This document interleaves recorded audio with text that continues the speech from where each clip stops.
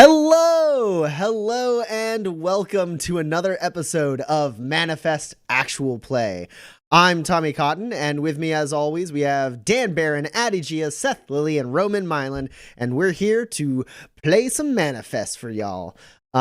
We have a lot of stuff to get into. We got recaps, we got character art, but before we get into any of that, I'm going to pass attention over to Addie Gia, who can tell us what announcements we have. Yeah, I can totally do that. Gosh, I look so dark. We are here every week on Tuesdays at 8 Central. If you are enjoying our stream and would like to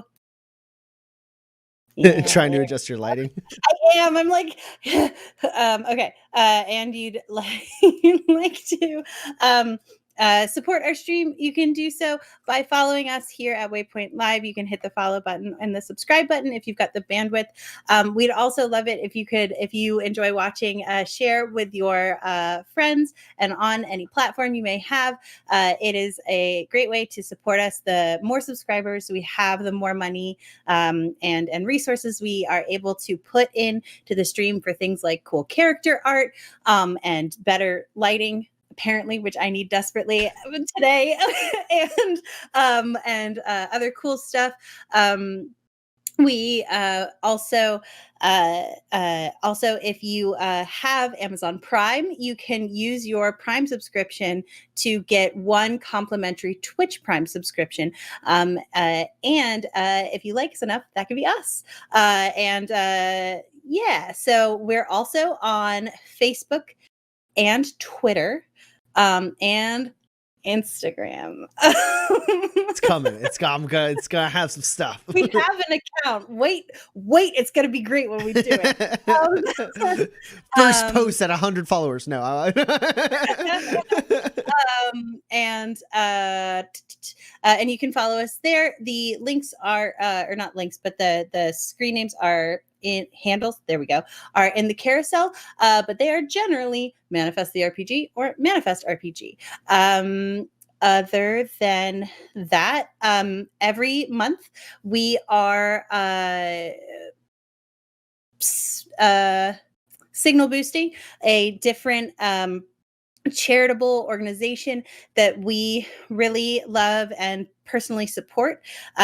This month, because it is Women's History Month, is the National Women's Law Center. It is an organization that fights for gender justice across a myriad of issues central to women and girls. It started in the, I want to say, early 70s and has been at the forefront of things like Title IX and other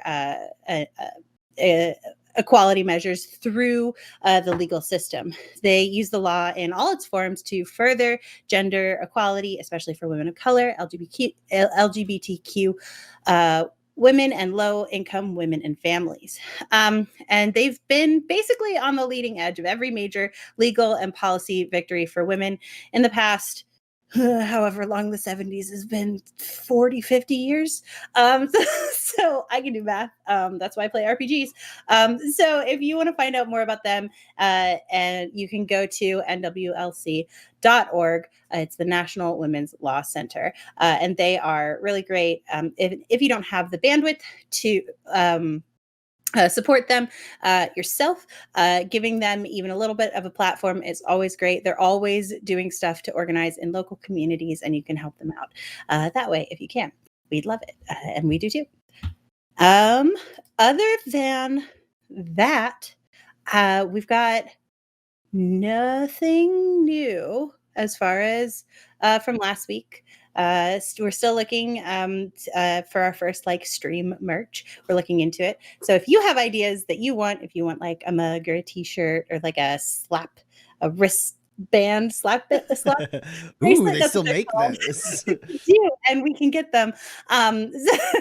So if you are interested, drop it in the chat or on our social media, and we will whatever we kind of get the best response for, we'll make available on our website, which is manifesttherpg.com. Look, I brought it all the way around. Yeah. Yeah, and that's all I got. All right. And before we jump into the actual play, one final announcement about the stream in general. You'll notice if you're new to the stream, at the bottom of the chat, there's a little waypoint symbol for your viewer grit, which is what we call our channel points. The more you watch, and the more you subscribe, the more channel points you earn, and you can use those channel points to influence the game in fun ways. Right now, the ways you can spend your channel points, besides unlocking cool emotes and augmenting them and whatnot, you can also spend channel points to give grit to the players. Grit in Manifest is an expendable resource that allows them to adjust their roles so that they can do things that are really important to them.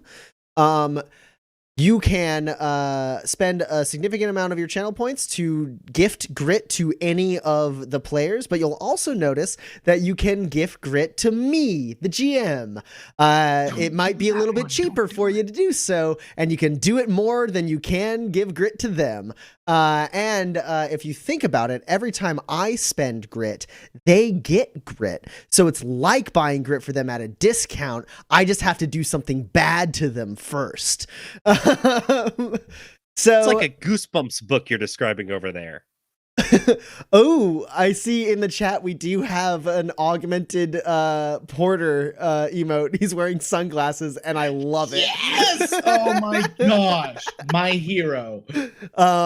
Okay, so that's things you can spend your channel points on. You earn them by watching. You earn them more by getting subscriptions. Repeated watching also earns you channel points.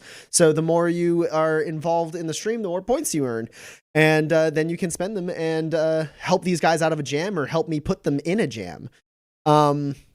So with that out of the way, I'm going to go ahead and allow us to transport our minds to the world of Manifest by letting us look at some cool character art. Let's go.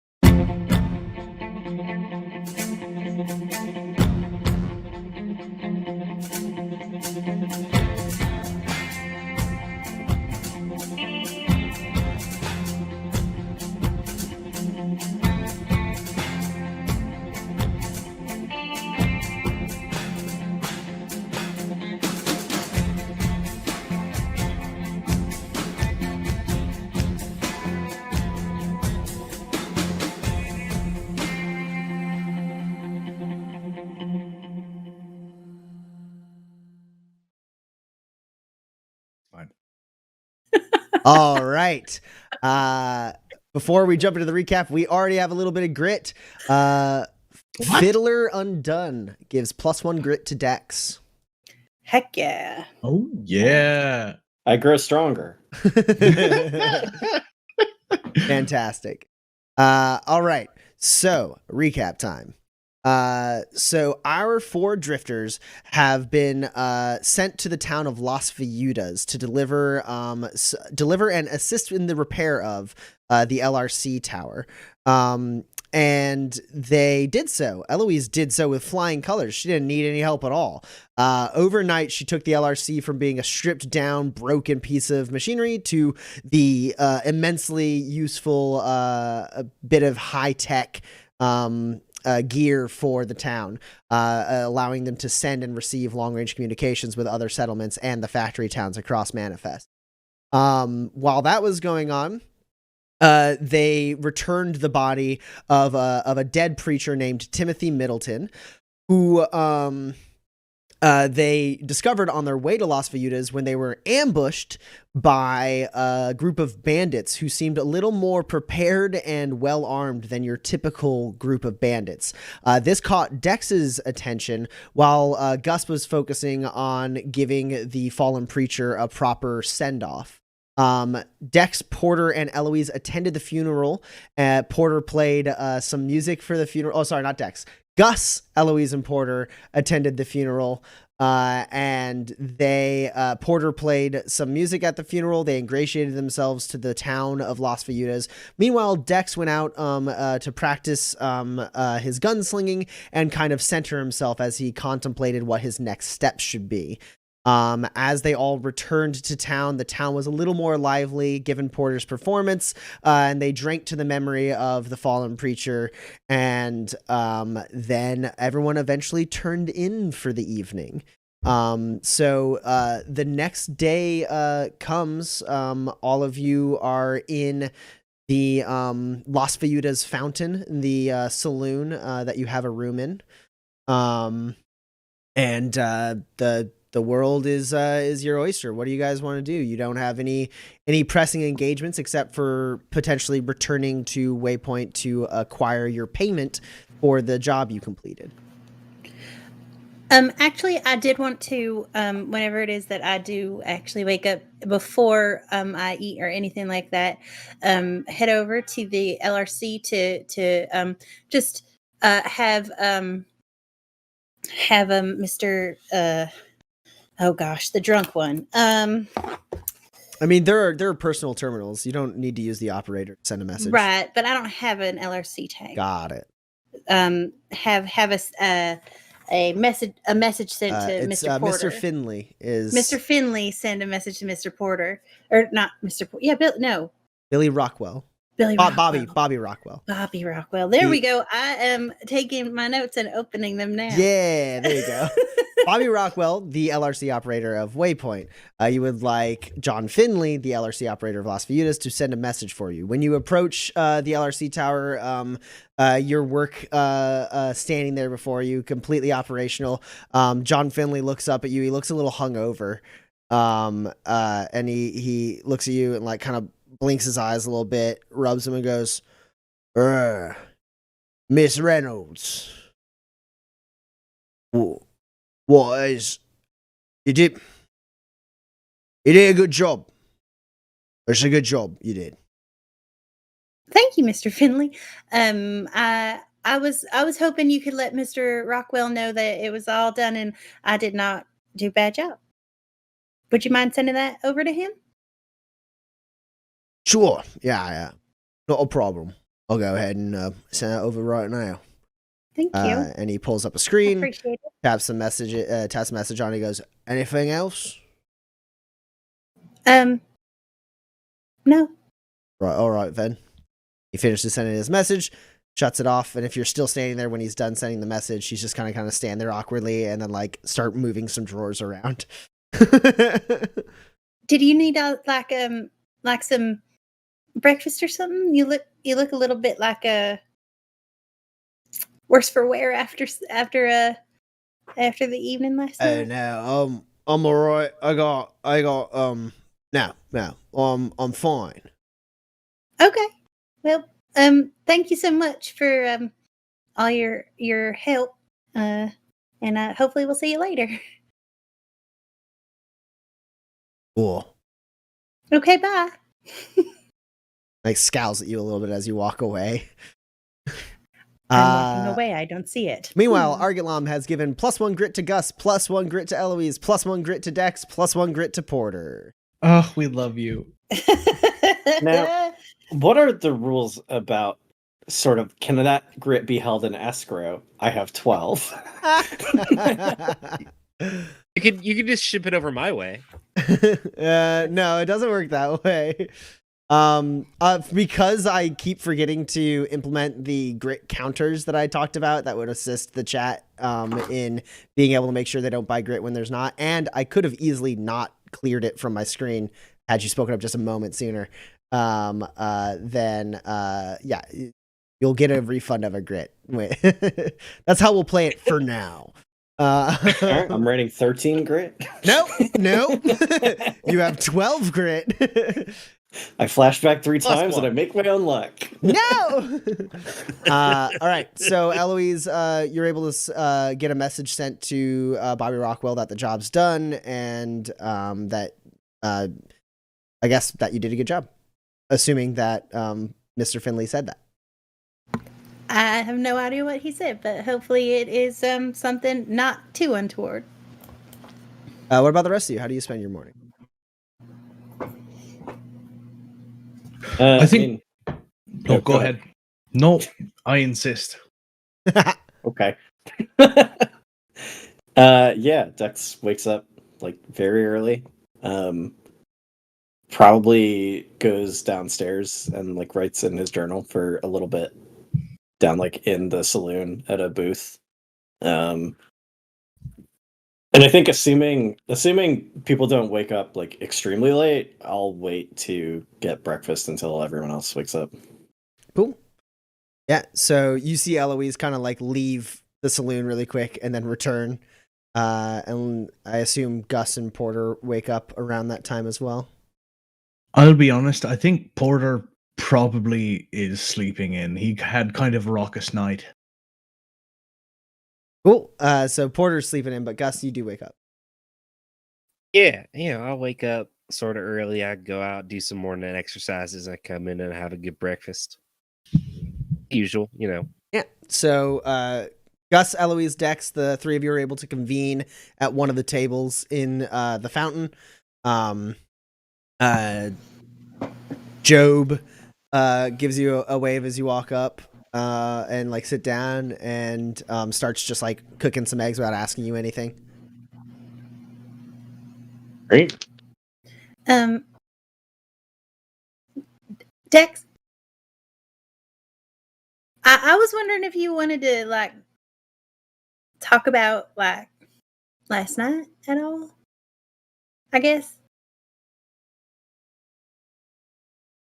Sorry, I just looked over at Roman. That was a mistake. Sure. I was hoping to wait for Porter, but Oh, okay. Well, then, I don't want to. Sorry, I didn't. That was I just like I'm real curious, and so like I just thought that you would. But yeah, Porter's probably going to sleep in for a little while, so we can talk about something else. Did you have something else in mind? Because like I don't really have anything that I could like really talk about that like we didn't already talk about, except for like the whole thing that we did yesterday. But like that's fine too, because like I didn't really think that was a thing that we needed to talk about. It was just sort of a thing that I was wondering. I think Porter probably interrupts your monologue by stumbling very tiredly in and just kind of plopping down and immediately spooning some eggs onto his plate. Yeah, Porter rejoins. Also momentarily, Dex, you have 12 grit. Eloise, Porter, Gus, what's your grit count? 8. 5 for Gus. 6. 6 for Porter. The chat was curious. Also, I get a grit. Yay! that's not a trigger for you. Yeah, so Porter shovels some eggs onto his plate. Job looks at you and like as you get some of the eggs from like the plate, Job sets down. He nods, and like a moment later, as you're like still shoveling the eggs over, he comes over with a cup, sets it down, pulls out like a pitcher, and this like red liquid with like black flecks in it pours in. And he goes, "You're gonna want to drink up." Oh, all right. What? He like I walks drink off. it. Yes, yeah. I drink it. What is it? It does have a little bit of a spice to it, but not at all like the sharif pepper he tricked you into eating. That's But kind. as a little bit of a burn to it. It immediately like your sinuses don't like get like aggressively cleared, but you feel it kind of up in your sinuses as you kind of drink down. It tastes really, really good, and like it's almost like a meal in a cup as you like take a sip of it.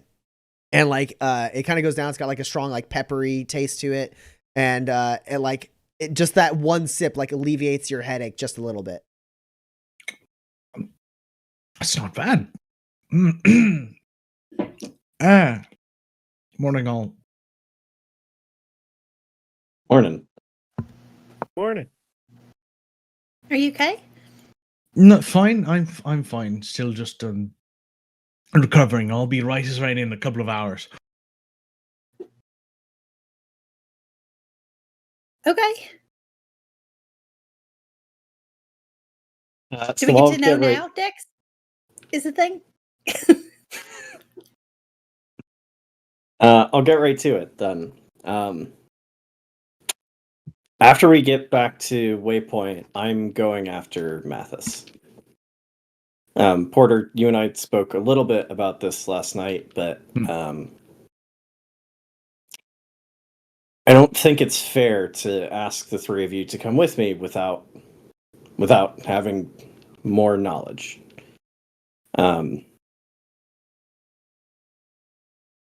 All of you know I am a novitiate gunslinger. It is not in me to see injustice like that and let it go. Porter and I talked a bit last night. None of it really adds up. They were too well armed and too well prepared for the three of them to have done that on their own without some kind of support. LRC parts are, I imagine, challenging to sell without having a connected buyer lined up already. But more importantly, Las Viudas was lucky.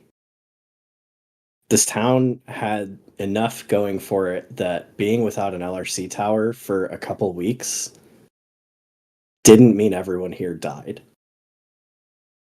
There are dozens of towns across the Badlands that it wouldn't have mattered if we had shown up a week early with the LRC tower.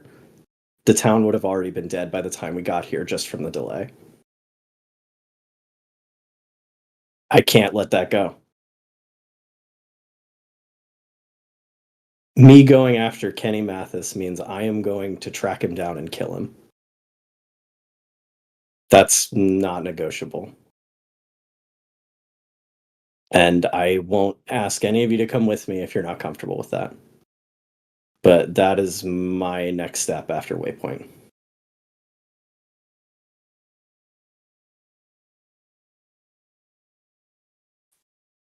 Dang, Dex. I mean, how are you going to track him down? I mean, after all, I'm the one that got the job offer.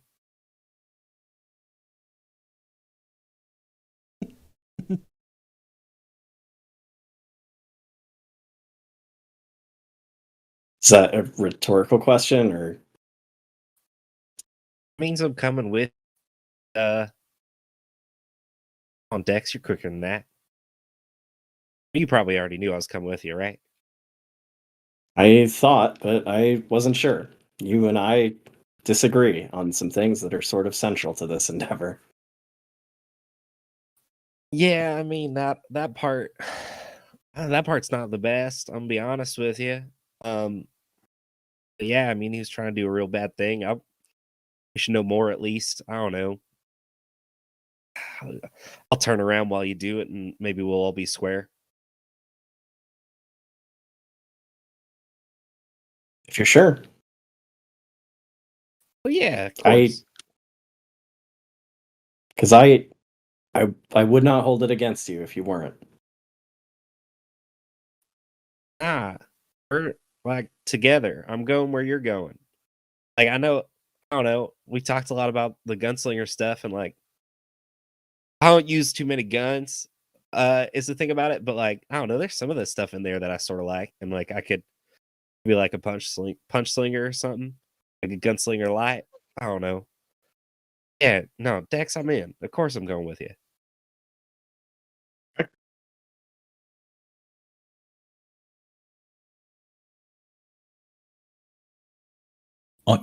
I don't know, Eloise. What do you think? Well, I do think that there's like still a lot of data to be gathered. We don't have any information about these people, except for that they're potentially illuminated. But like other than that, there's not really much to go on, except for like their previous exploits, if they've got previous exploits. But like the only way to find that out is like, you know, if they're like a huge gang, like maybe we only got like a small contingent, then like we like going after them with like just, you know, the three of you and then me, who has really no combat capacity whatsoever, seems a little risky. But if it's like just the two of them, then like we got more of them than, you know, well, like the three of you is more than two because that's how numbers work. And so what I'm saying is that like it sort of depends, right? Like they were beat, so they could like hide, and it ain't too hard to hide on Manifest. So it might be like a longer endeavor, which of course, like I'm fine with. Also, too, I'm not doing anything, and I need to be like a drifter eventually. I think maybe. Well, I think you've got some skills that Dex hasn't got, certainly, and well, I suppose I don't know how how well Gus you do in the Badlands searching for things, but it seems to me like the two of them could use a skill like yours. But I guess what I'm saying is that like probably yes, and I really like that I was asked. But we just don't have really anything going. Like there's no information except for that they were coming for us. Right? Well, not us specifically, but the things we were carrying. So, like, I thought, like, it. I would like to know more, I guess. But like, yeah. If information is the thing we're looking for, I think I could probably at least help you with that, and then see where we get on with that. I guess it's like a conditional. Yes, we're going the same way anyway. I think because you ain't like just heading west now, so. I think because there's no information leading you that way. But so I guess like I think that you're pretty good folks, and it's been a while since I've done anything with like pretty good folks. So if like Porter wants to come too, then like I'm in. I think I could go, and I'd like to have you with us. Yeah, okay. Then yeah, no, that's fine. I like, I like things a certain way sometimes, and so like it's easier if it's like the same. Fair enough.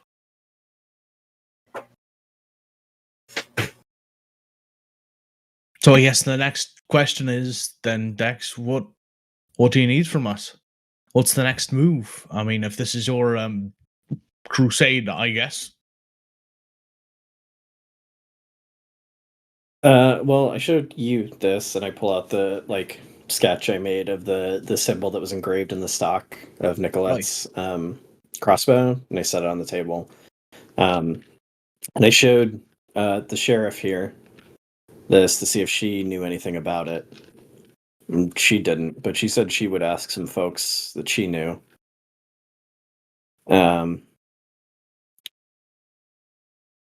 Waypoint's the next best place I can think to see if anyone knows anything about this.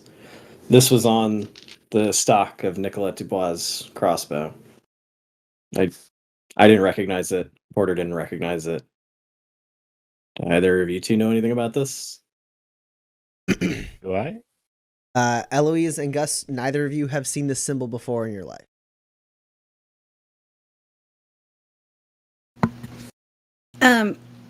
This isn't anything that I know about. But I could probably, glean something from it maybe in the future, but I don't know anything about it now.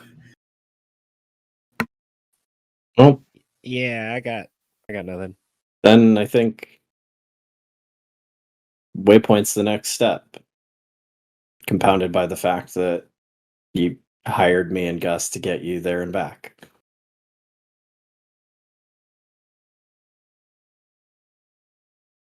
Fair enough. So Like free cookies there. There are free cookies there. That's true. True. Yeah, I mean, we've got. I mean, also all my stuff is at Waypoint. So, like, if we're going somewhere, I'd like to get it back. I guess. fair enough. Right. Me as well. But I guess Yeah, for now, dang, then my whole car's there. Are you gonna take 2 cars on this thing? Is this a 2-car sort of trip? I'm not We'll leaving figure it behind out. my wagon. Yeah, I don't really want to leave behind my car, but like, No, I don't know if we need it. We'll figure it out. we'll figure it out. Right. I could help you sell it if you need to, but I did like it. Oh. It had a nice look to it. Yeah, I guess I could sell it. We'll figure it out. We'll figure it out. So partners then, I suppose. Yeah. All right. Or wait, can there be 4 people partners? Yes. I mean, like, well, and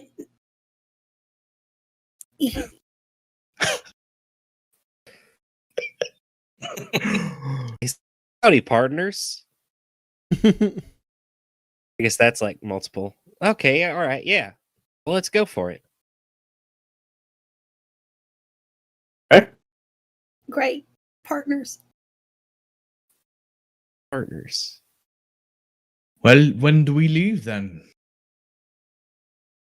Sooner the better. I'll get the wagon hitched up then. Right.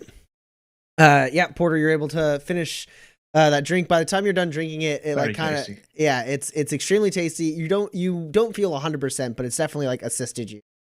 As have the very greasy eggs you've been eating.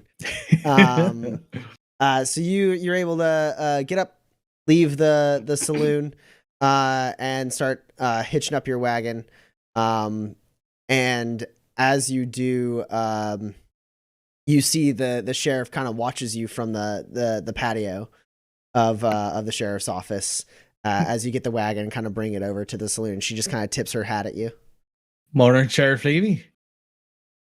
Morning, Porter. That's it then. Y'all heading out back to Waypoint.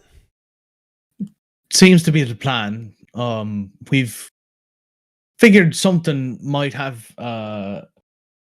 bigger consequences than just this town. It might be something happening in the Badlands in general, or even the garden, I suppose. But I don't know. So Dex wants to investigate it, and I think that's our next move. All right then. Well, y'all free to do whatever you like. Send Waypoint my best. And should you survive the Gunslinger's Crusade, hope to see you in town sometime again. I'm certain you will. I like Las Valles quite a bit as a place, and it's been very good getting to know you as well. Well, know where to find me. Let us know if you run into any more trouble. I know that Elle could certainly fix up any problems, and we'd love to come back. Yeah, well, if she's ever looking for a job, I could probably pull some strings and get her an LRC operator. We could sure use a better one, but Finley's local, so. And I got your tag, so if we ever need anything, I'll send you a wave. Good. I'll keep an eye out. All right then. Let's get going if you want to keep on the daylight. Cheers, appreciate it. And I'll take the wagon over to the inn, kind of park it in front of it. Yeah, I'll pile into this wagon. Sheriff watches all of you kind of load up in the wagon. She makes eye contact with you, Dex, as like everyone gets their stuff in, and you're like nearby the wagon at some point. And she gives you a nod, and then like goes inside the office.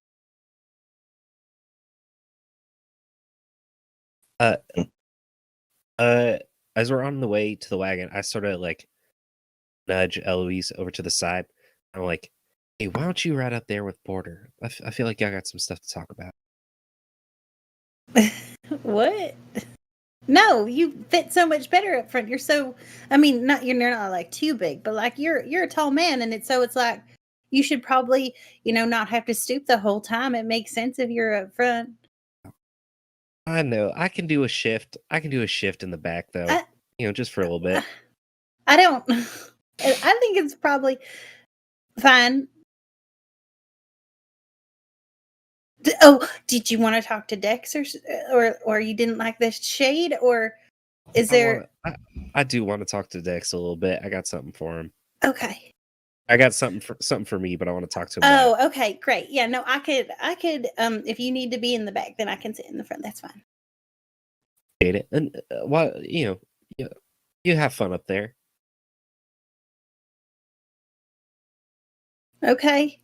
Just have fun up there, Eloise. It's not an equation. Just have a good time. I don't care what you do. Just have a good time up there. I mean, important to have a good time when you can. It's just a different seat. I'm probably just gonna.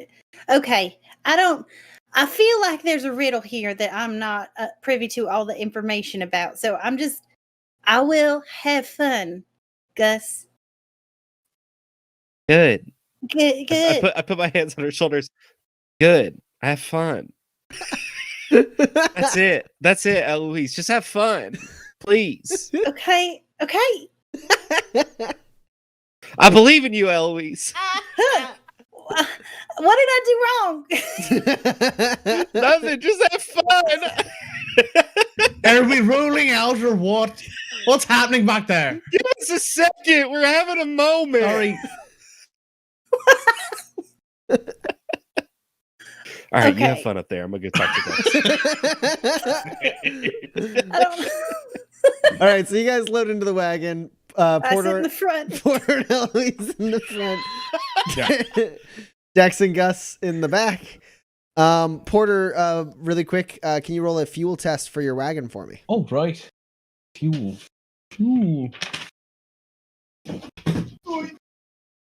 Got my nice dice bag that I haven't freed them yet, so one moment.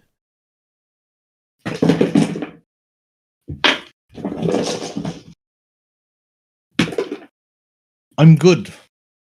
Okay, cool. You have enough fuel for this whole session and the next, so you don't have to expend a fuel cube. All right. So you guys get on the road. You give the reins a little bit of a pull, and the automaton horse turns and starts riding out of town. And before you know it, Las Viudas crests over the hills behind you and out of sight. Last thing you see is the top of the LRC tower as it goes under, the last little bit of Eloise's overnight work disappearing out of view. And you're back on the road in the Badlands. It is a marginally cloudy day, so you have the fortune of having very little direct sunlight, which makes it just a little more comfortable. And you're able to make your way back like off the little side road onto the main like path that you were following initially, and you start making your way towards Waypoint. You got about 3 to 4 days of travel ahead of you. And why not? Let's go ahead and have everyone roll shoot the shit for these three. Why not? Why not? And before you roll shoot the shit, Carnaxus gives +1 grit to Gus. Very nice. Saying, awesome, Gus. You. Just have fun. Just have fun.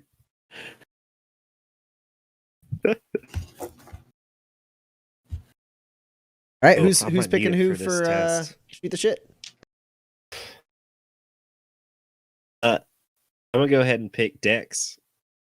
That makes sense. Dan, pray for my dice. In Alana's name, we pray. Let it be so. Man, It'd be so. Dan, who you picking? I'll pick Porter. I'll pick Eloise then. I will complete the little circle. Pick Back Gus. around to Gus. All right. Yeah.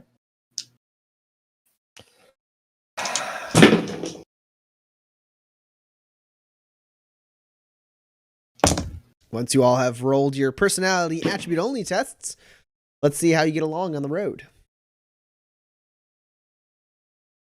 I do spend 1 grit to make my own luck. Okay. Now, this grit in escrow, is it? It comes in now.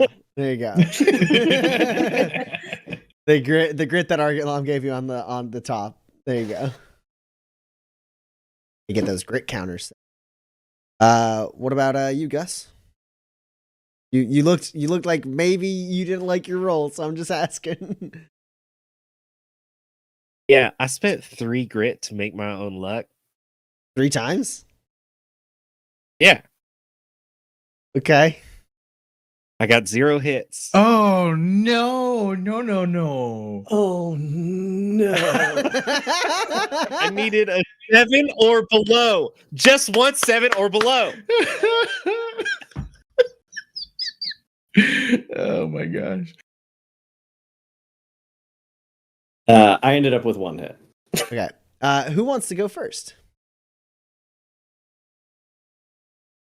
I guess I Go. could since I have 3 hits. Sorry, go ahead. I'm just gonna get mine out of the dang way, so then we can have a bunch of wholesome stuff to cover up the bad blood. Point. Good point. All right. So Gus, you got no successes, which means you and Dex have some kind of a falling out.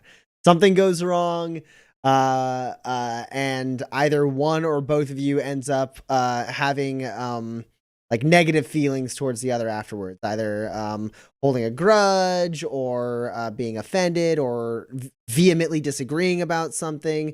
Y'all get some bad blood. How do you think that goes down? You're on the road in the wagon together. So Gus, a little bit of the way through, he just sort of like kicks Dex a little bit, and he goes, "Hey, Dex, check out what I picked up from the store." And he pulls out a journal, a like unused journal and a pen. He's got sort of clipped to it. That's nice. Yeah, I figured, you like journaling, and I don't know, if it felt like something maybe I could do. What do you like writing there? Sort of whatever comes to me in the moment. They're meant to be well, they're really sort of meant to be like textbooks almost for the gunslingers at the peak after we die. Like anytime we stop in, we leave any completed journals there. And then, we fill out new ones. And the idea is that you can follow a gunslinger's whole path, can see what they were thinking, what they were feeling, what they were doing at any Sort of given like the moment in their career. tattoos. Yeah. Hey, can I read yours? Can I just see what you write so I can know sort of how to write in mine? No. Why can't I read it? It's just like your thoughts or whatever comes to you, right? Got stuff about me in there? Got bad stuff about me? No, it's not that, Gus. It's that these journals are for other people who are on this path. They're not meant for the world. I'm sorry. I can't share this with you. X, look, man, sometimes I just don't get it. Like, we've been traveling together as long as I've been traveling. Right? You just ask me and these folk commit their life to doing something very dangerous with you. And you still can't trust me enough to let me see your dang journal? It's not, Gus, it's not that I don't trust you. It's that you're not a gunslinger of Silent Peak. What makes gunslingers so than regular folks, huh? Sorry, did you say different or better? You cut out in the middle. Either one. I said different, but you treat everybody else like it's better. That's not what I think. It's a commitment to a path that is different than any other walk of life. It is unwavering in its belief always. And that takes something that not everyone has, and it doesn't make them worse. But it does mean you can't read my journal. Look, Dex, just don't. Look, you're trying to be the straight and narrow and just in the Badlands, right? And do what's right for people and police their lives. How do you expect to do that if you're not living one yourself?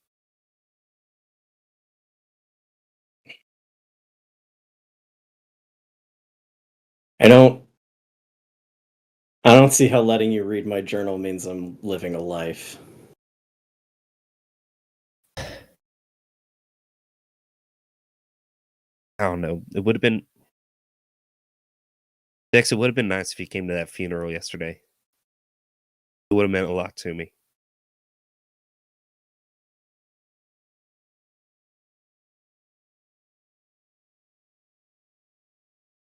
I think Dex just doesn't respond. Dex goes up and knocks on the panel between the wagon and like the front. And he goes, "Hey, yeah, it's a little cramped back here. Y'all mind if I go back up front?" Oh, sure. Do you want to drive or? Yeah, I'll drive for a bit.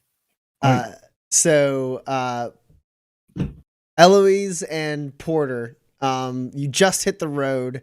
Dex and Gus are in the back. Porter, you got how many successes? Because you chose Eloise, right? 3. Okay, so that means that the two of you bond over something. Something really good happens. Something happens that you share kinship over. Something that kind of strengthens your friendship. It could be the two of you enjoying the same thing to the same degree. It could be respecting each other over learning stuff about each other. It's whatever you think might make the two of you form a stronger bond as friends. What that is.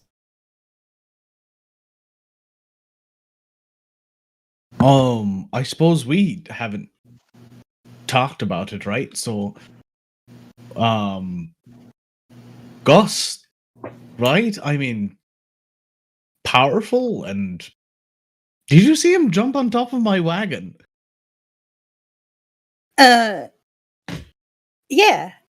That was incredible. I've always been so in awe of people with capabilities like that. I mean, we had. I assume you saw what he did, right? Uh-huh. Like, absolutely, like superhuman. And somebody like that to be so kind and charming. It's I think the world needs more of that. Like nice people? Like nice people and like people with his capabilities and well, I don't know. Like, did you talk to him? About The fight and because he had a conversation with me, but I don't want to be betraying his trust or anything like that. oh, that he's illuminated? Yeah, right, exactly. Yeah, he told me like the first time we met. So I knew already. I didn't know what he could do. So It was Well, it was incredible, and that's what I mean. I suppose is seeing more illuminated people who are willing to share their I don't know, I just see it so often, especially like that person in Las Fayudas, that what was his name, Brooke Beach, whatever, he was a prick, that the other salesperson, him spouting that stuff about illuminated people, it just doesn't sit right with me.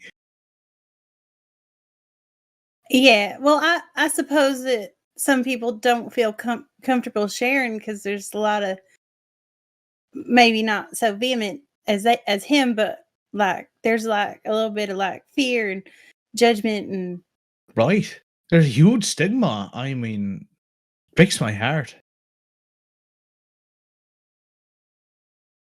I so think that anybody who's illuminated should be able to tell people without having to worry about it, or not tell people necessarily, but not be afraid to tell people, if that makes sense.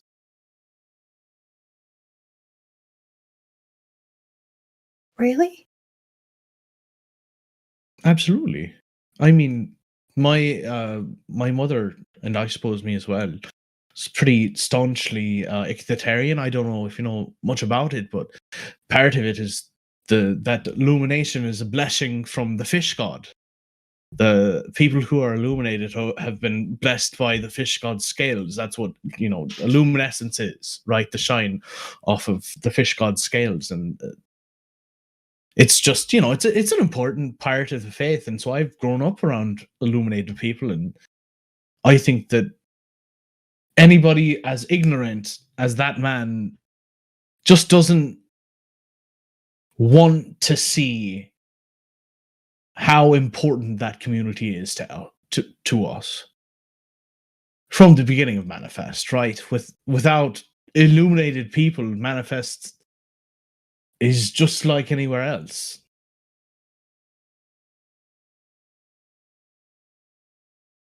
Hmm.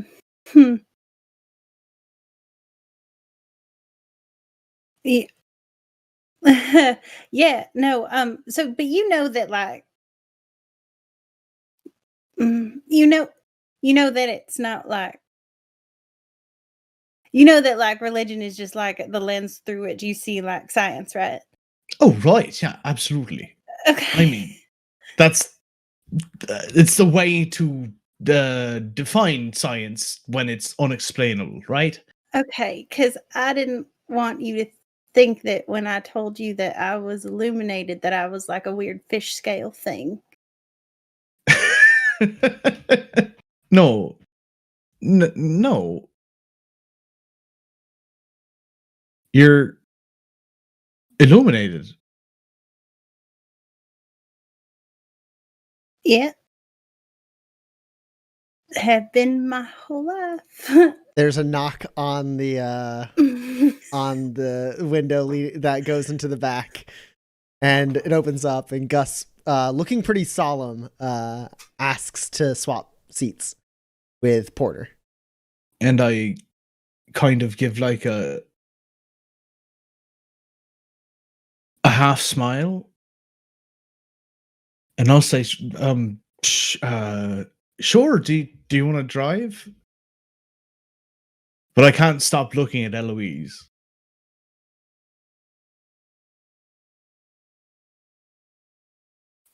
Yeah, I'd drive for a bit. We'll talk more later, I suppose. Okay. And I'll pull the wagon over and swap seats with Gus. Gus moves past Dex a little awkwardly out the back, and then climbs up next to Eloise, and then Porter, you join Dex, and Dex is not, I don't imagine, like fuming or anything, but there is this weird tension in the air as you kind of get into the back. And then the wagon keeps moving as Gus silently kicks it back into gear. Man, why do we play the game at all? We should just be doing shoot the shit for 4 hours every week. This is very good and fun. It's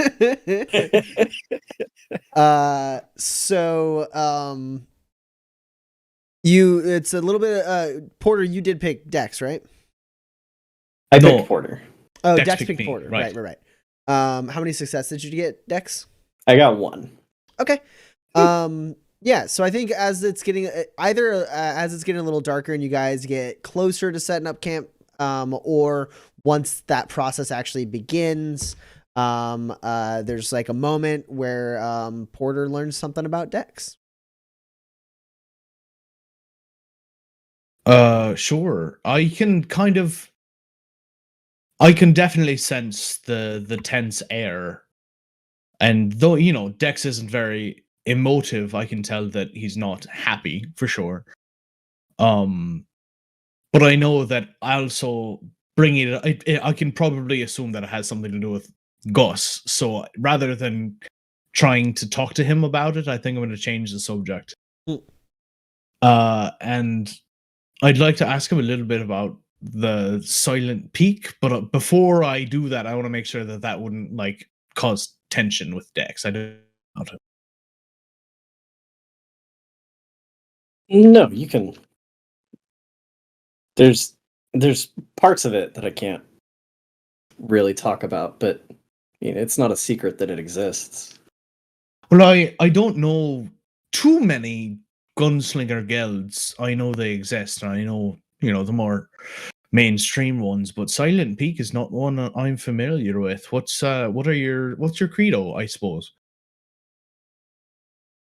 I mean, any gunslinger is built on a foundation of certainty. But we try and get there through, I guess, self-knowledge, if that makes any sense.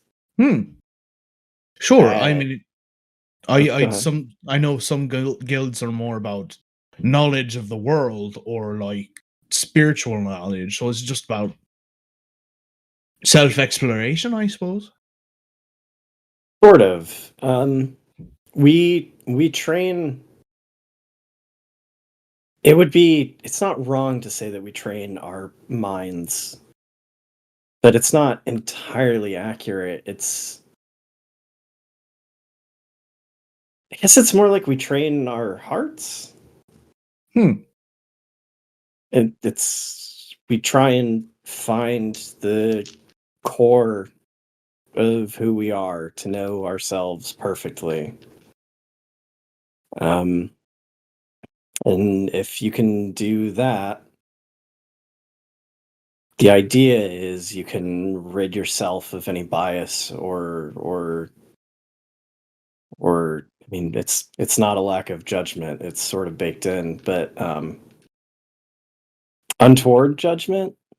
I mean, you might have noticed I don't really ever go for my gun. Surprisingly few times, right? No, it's not. These aren't tools of intimidation. They're not there to get a point across. These are for shooting people. And any gunslinger, any warden of Silent Peak who pulls their gun doesn't do so without the absolute certainty that they are going to shoot someone who deserves it. That's admirable, but does that mean that you have to kind of have a control of your emotions, or can you experience your own emotional truth as well?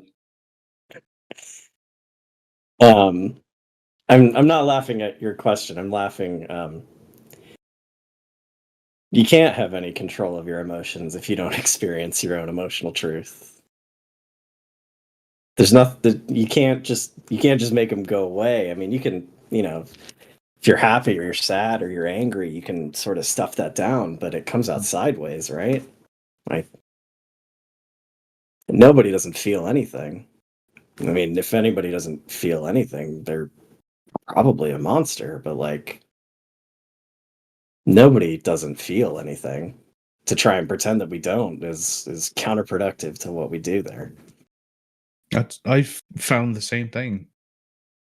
Most of the training for the squints up at Silent Peak is just talking.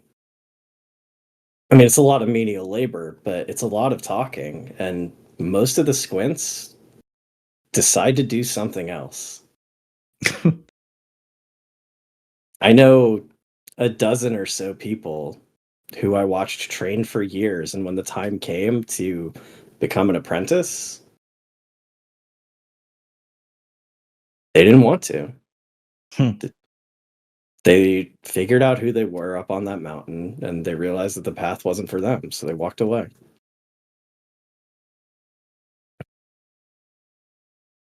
Sounds very selective.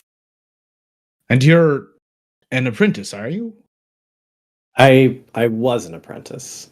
I am, well, I guess novitiate is the term. I guess I'm still a novitiate. But there's different periods within it. Mhm. When you start out, you get matched with a master who becomes sort of your primary mentor. And then you go out, you learn to shoot first, and then you go out into the Badlands or the garden, I suppose, but you go out into the world and you do their work with them. And then when it's time, they take you back and they give you some supplies, tell you come back when you're ready.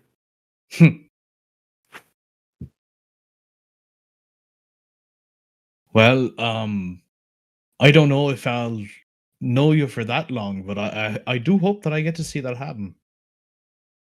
I would like that.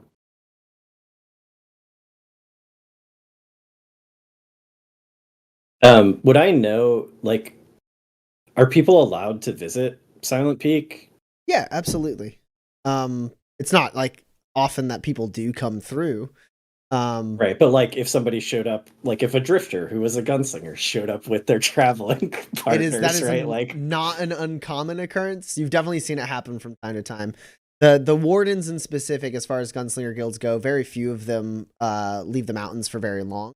But there have been times where they've returned with people, and like there are places within the guild hall where those people are allowed to reside, and they're given every comfort of as guests, and they're not like treated with hostility or suspicion or anything.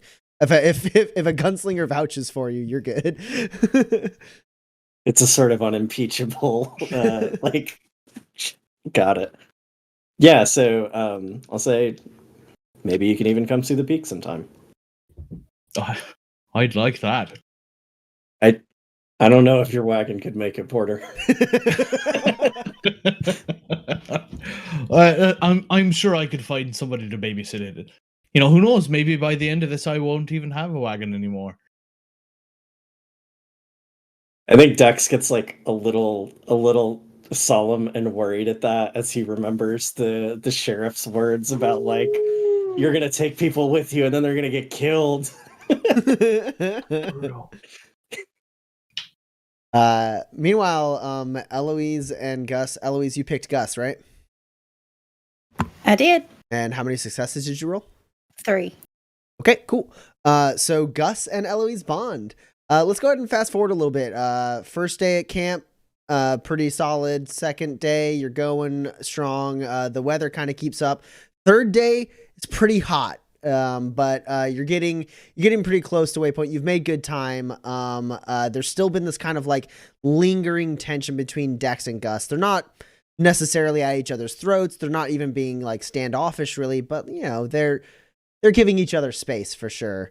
And on the third day, you think you're gonna arrive at Waypoint probably around sundown since you've made such good time. And Eloise and Gus, as you guys are like packing up, it's, you know, early in the morning, but still already pretty hot, not a cloud in the sky. And the two of you do bond over something. It could be during that morning, or it could be one of the nights before, whatever you want.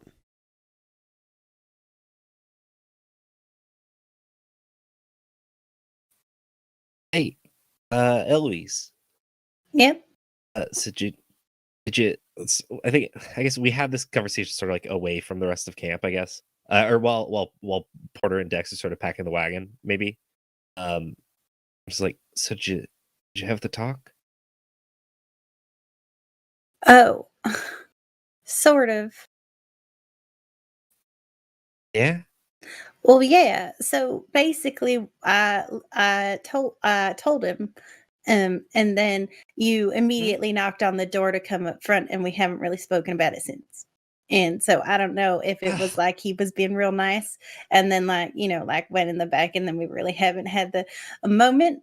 And it's fine, and everything's fine. Or if it's the other thing where like he was being real nice, and now he's like I hate I hate it. And so, but it's, Dang. I'm trolling. I try really hard to like not have, like freak out. I mean, I do freak out all the time, but like, try not to, I can't, so it's fine. Me and my big dumb mouth. Ugh, I can't believe I interrupted that. I'm so sorry. No, I mean, it's okay. Yeah, but it's not a thing that I like. I don't know. It's tough to like wait for an important conversation like that, Like I'm sort of waiting on my own important conversation right now, with Dex a little bit, and like it sucks to sort of live in that. What? Why? What happened? I don't know. It's a whole thing. I don't know. It was dumb. It was dumb, but I think I'm sort of right. But I think he's sort of right. And I was gonna wait for him to talk to me first, but he ain't gonna do that because he's Dex. So I don't know. We'll talk about it. But no, this is about you. Let's talk about talk about the good conversation. There ain't really anything. He was like, illuminated people are cool and like weird and divine, and I was like, that ain't it. And then he was like, what? And then I was like, yeah, also like I'm not made of fish scales. And then he was like, I You think you're know. made of fish And then he was like, scales? wait, what? And then uh and then like so that's it. That's he's gonna decide whatever he decides. And like if I just like, just maybe we'll just pretend it never happened and it's fine. Cause he seems real impressed by like what you can do, but like I can't do what you can do. So like it's like maybe he doesn't like the things I could do. So like we haven't talked about it. And I'm just like, it's fine. It's been a weird trip. Everybody's been real quiet and I've been like, and then like sometimes I can like not tell when things are real quiet, but like things have been like real quiet and like really so maybe if like you and Dex can talk, then maybe Porter will feel less talky, less talky, the double negative. And then like so, but or maybe he'll just like we'll get to Waypoint and he'll be like, no thanks, and then everything will be fine. So like whatever happens, it's just totally out of my hands. But you and Dex is not totally out of my hands. So let's do that one because it's less about me. Yeah, I guess I'll talk to him. If it helps you out, I'll talk to him. But I don't know. I wanted to ask you.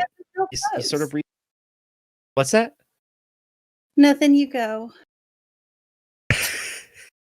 Oh, look, I don't know. You sort of breezed past it. I'm curious. I mean, I bet I'll see it at some point. But what sort of stuff can you do?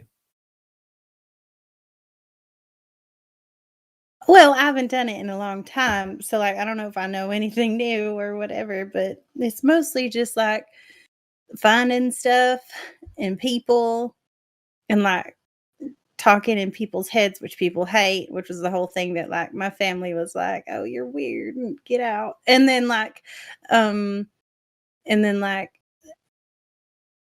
you know, I don't know. I just it's not really like I also kind of like have this like thing where like it's like if the hinky stuff is going on, I can like tell before it's happening, and I get real jumpy, which is nice because it's kind of like already my disposition. And then like I can like occasionally like move a thing by thinking about it. Dang, Eloise, that's so dang cool.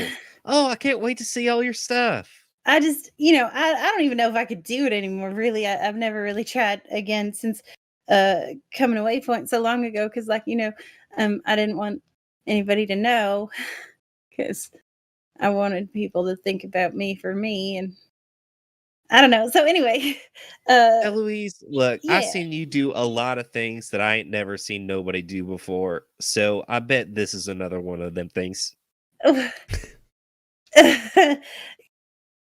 uh, um,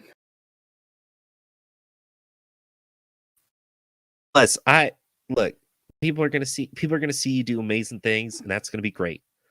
Have I told you about the time my skin turned like all rocky in the middle of the county fair?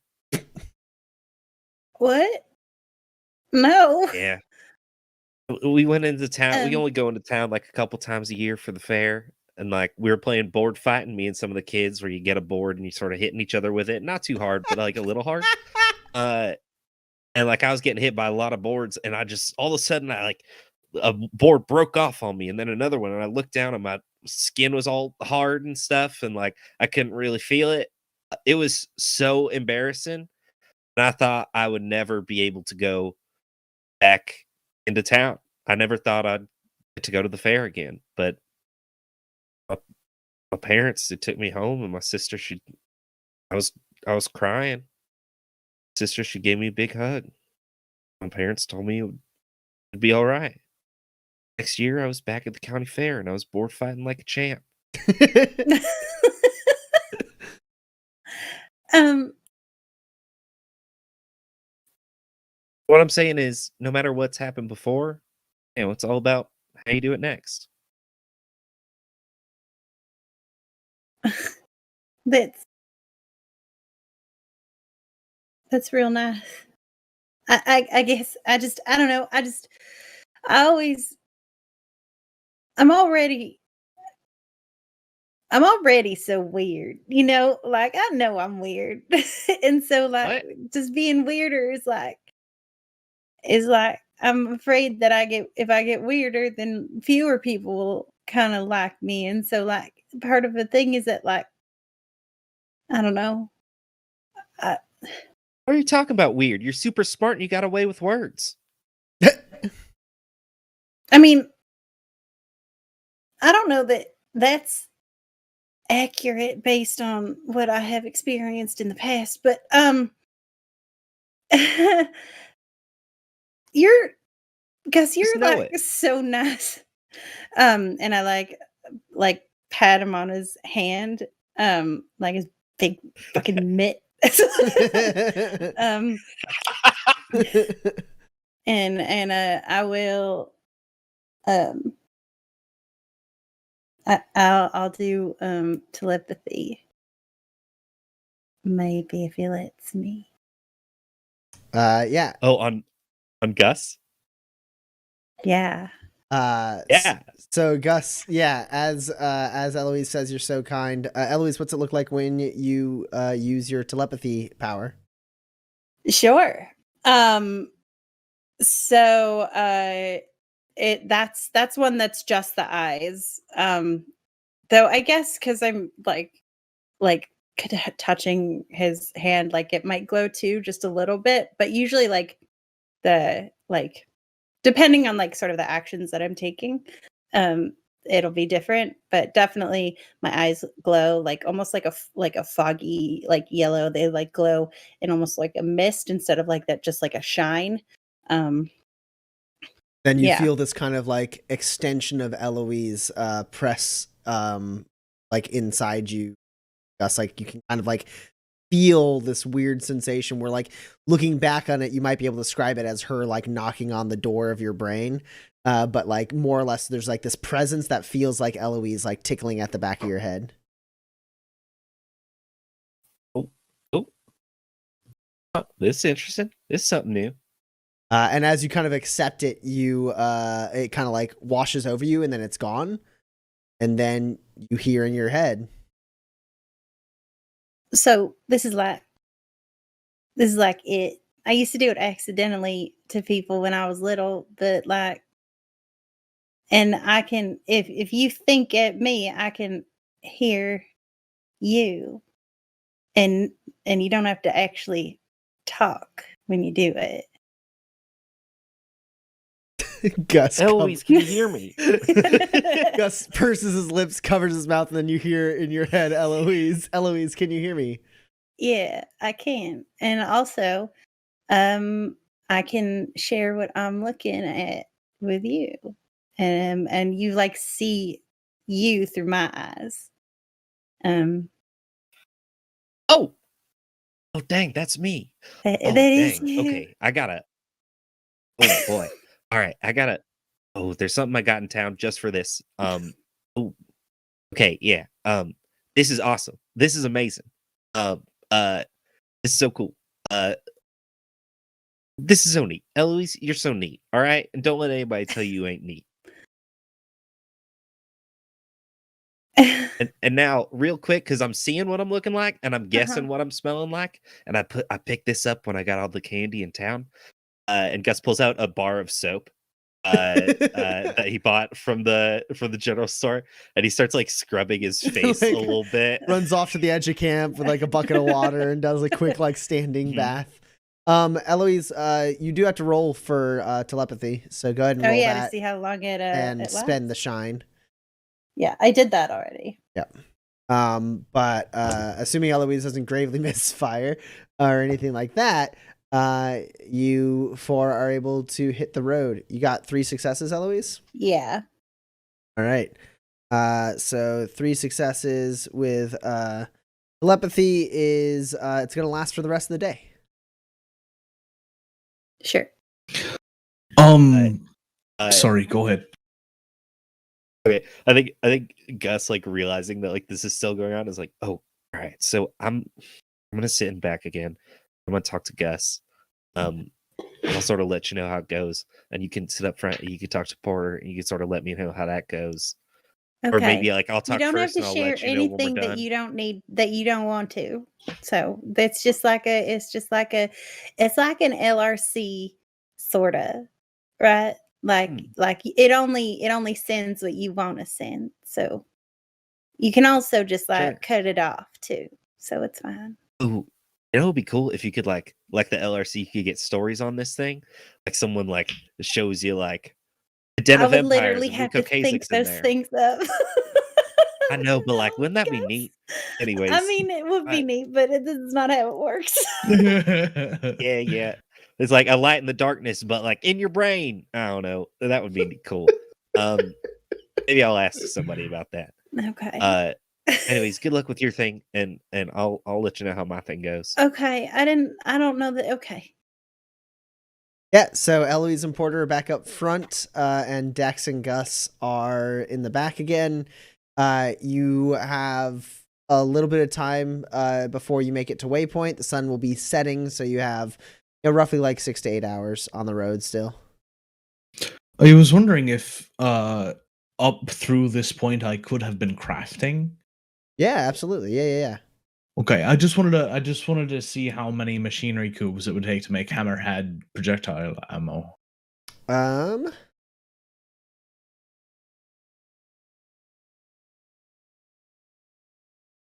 Projectile. That's gonna be 3 machinery cubes. Perfect. I'd like to do that. Yeah, go ahead and roll machinery. Watching. Oh right, I'm terrible at that.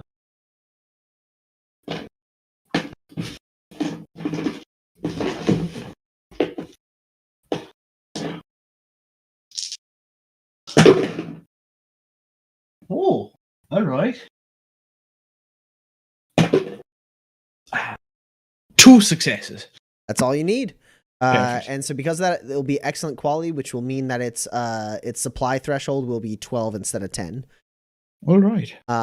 And that only took you 30 minutes, so you were able to do that. I think it's higher because it's projectile ammo. Oh yeah, you're right. It's not firearm ammo, so it's 14 instead of 12. Thank you. Perfect. Thank you. Yeah, and that just took 30 minutes, so you were able to do that any one of these evenings just as like an.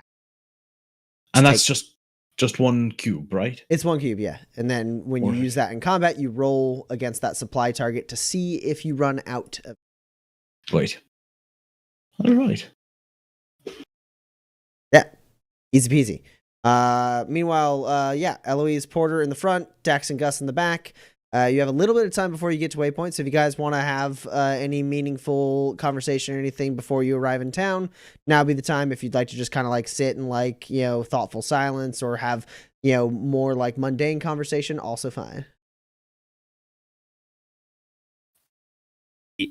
Yeah, I think Gus doesn't really put it off, and I think it's pretty obvious to Dex when Gus comes in the cramped back to sit with him that he's about to have another conversation. Gus just sort of sits down and like shut the door. He takes a second. He takes a breath. He goes, "Dex, I'm sorry, man. I didn't mean to go off on you like that." I'm sorry I didn't come to the funeral.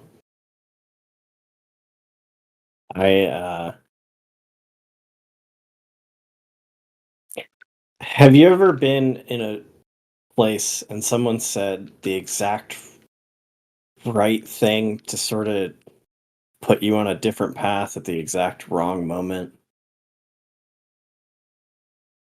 No. I was talking to the sheriff in the middle of town. And it was before I had even considered asking the three of you to come with me to go after Mathis. I think Porter had said he thought it would be fun, but I hadn't really even formally asked him at that point. And she said that gunslingers walk dangerous paths, and they tend to inspire people to walk alongside them. And those people aren't prepared. And those are the people who end up dead. And it wasn't something that I had ever thought about before. All my other time in the Badlands was with Isabel. She's a gunslinger. I've never had to worry about anyone I'm traveling with being unable to handle themselves. And like right there, I thought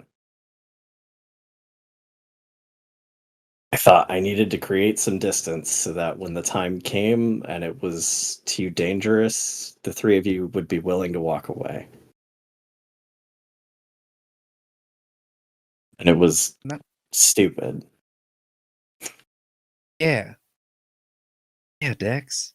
Man, I'm sorry. That sounds really tough. What was said to you and the position that you got put in. I don't think the sheriff knew that we ain't, you know, traveling partners or a band of drifters. We're friends. I don't think she knew that, to be fair to her. But yeah, like there's gonna be people you care about, and you got to make sure they're protected and everything. Gunslinging's dangerous. Drifting is dangerous. But there's nobody I'd rather be out here with than all y'all. There's nothing I'm doing than the kind of good that you're out here doing, Dex. Because at the end of the day, you're doing good, and you're making a difference, and you're making it better for people. And why the heck would someone, given the choice between doing that and doing something else, who would choose something else?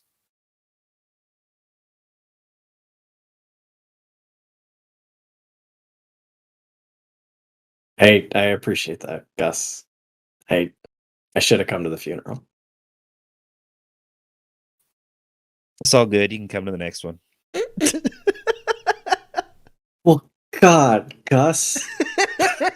I'm kidding. I just had to pull your leg a little bit, Dex. I just had to see you crack up a little bit. Oh, Roman, take a Nah, grit. everything's gonna be fine.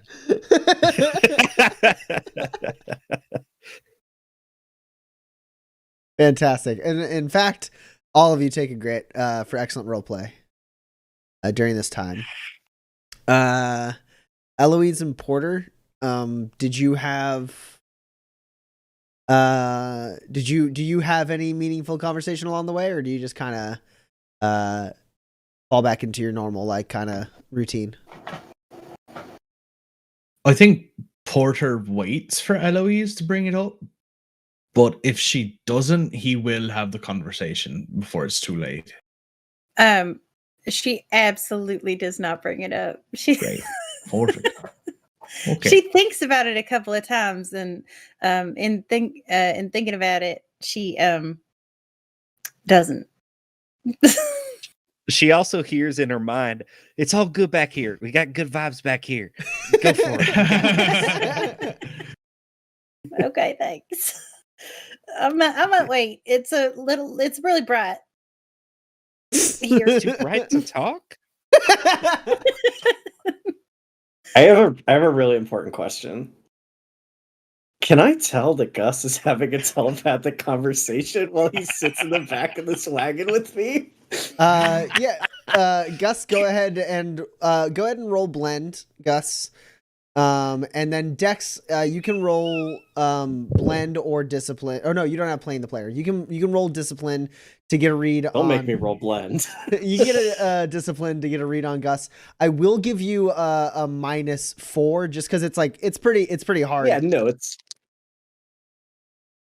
But we've all seen the episode of Young Justice where Zatanna's like, "Are you guys all having a telepathic conversation in front of me? That's extremely rude." But yeah, we'll resolve that in a little bit. So you're getting kind of close to Waypoint. Sun's pretty low in the sky. Eloise hasn't brought anything up, Porter. She's probably talked a bit during this time. It's not like Eloise. No, we've had some like idle conversation for sure. At some point, like, you know, after not an uncomfortable silence, but a long silence, I think Porter just asks, "So about those fish scales then?" What? I know we didn't really get a chance to go into more detail, but you know, I know that you're not a scaly person. That's not where illumination is more scientifically based than that. But I do want you to know that I don't really know what to say here. I suppose I want you to know that you don't have to worry about being honest with me when these moments happen, you know.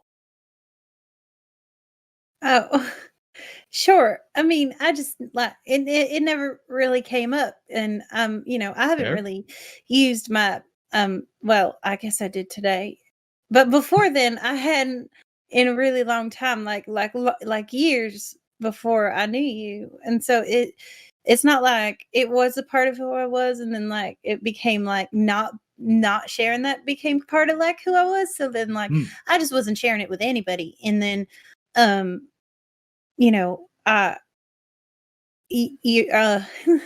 your friendship's important, you know, so like to me, and your friendship is important to me, and so I didn't, you know, when it never came up, and then suddenly it was like, well, is it kind of too late to bring it up? And then it was like, maybe it's a little too late. It's never come up. Why would I ever share it? You know, like maybe it'll come up eventually.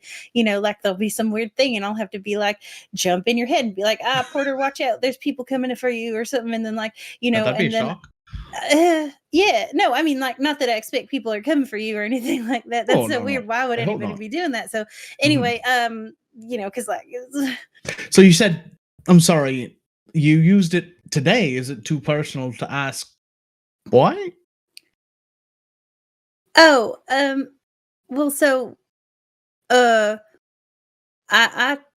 I told Gus, once he told me, or maybe the other way around. I don't remember too clearly. I was having a panic attack in the process, and then so Understandably. and so then like we were just talking about it, and he was like, "You should tell Porter," and then I was like, "You know, you're real nice because like you don't judge me and you make me feel good about myself, and like that people aren't going to be mean or whatever, and I am, you know, I can have a part of myself that is part of me, but like not part of me be part of me." And so then like he was like, "You should tell Porter, you should be honest, and like you should like share." And I was like, "Well, Porter hasn't really said anything to me in the past couple of days other than like normal stuff, so like probably it's just like weird, and we're just gonna pretend it never happened." And then and then like he made me feel like, he asked the same question as you, where it's like, what can you do? And I was like, well, it's mostly like weird stuff in people's heads that like people really don't tend to like very much, and that's why nobody likes me. And so then like I was like, I'll show you. And then I showed him by like doing telepathy. That's, first of all, incredible. Love that. I'm surprised you don't use that every day. I know I would. Second of all, I'm glad that you and Gus share this connection. I suppose it's good for you to have somebody to talk to about it. He's just like real calming, and like, I mean, like Sure. you, so like it's real nice to just have somebody like unequivocally just sort of be like, I accept you, so like that's all. It was just that, because he's and sort of, he's so nice, isn't he? Like so nice, like Alamo's too nice, right? oh, I don't think he's Like, too no- nice. I think he's like the right kind of nice, Sure. It's not like faking it. No, not like faking it, but just like I've never met anybody without like a hint of like anger or sadness or something other than just. Oh, well, he's got some sadness too. He's out here because he's all alone. We're like his found family.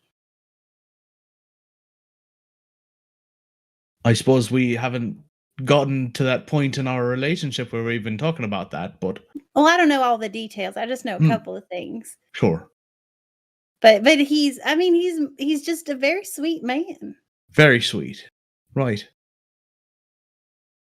Well, it's good that we're together. I feel then. like our pattern of talking has changed, and you keep repeating what I'm saying. And am I saying it wrong? Is it Saying it wrong? No, you're not saying I anything feel wrong. like No. I've done something. No, not at all. But see, your voice has gone real high now. I don't know what you're talking about. I don't. My voice is normal. I'm just talking to you about our friend Gus, and this is a normal conversation, I think. Okay. No, I mean, okay. If it feels unnormal is the thing, but if it. So anyway, I am excited to get back to Waypoint, aren't you?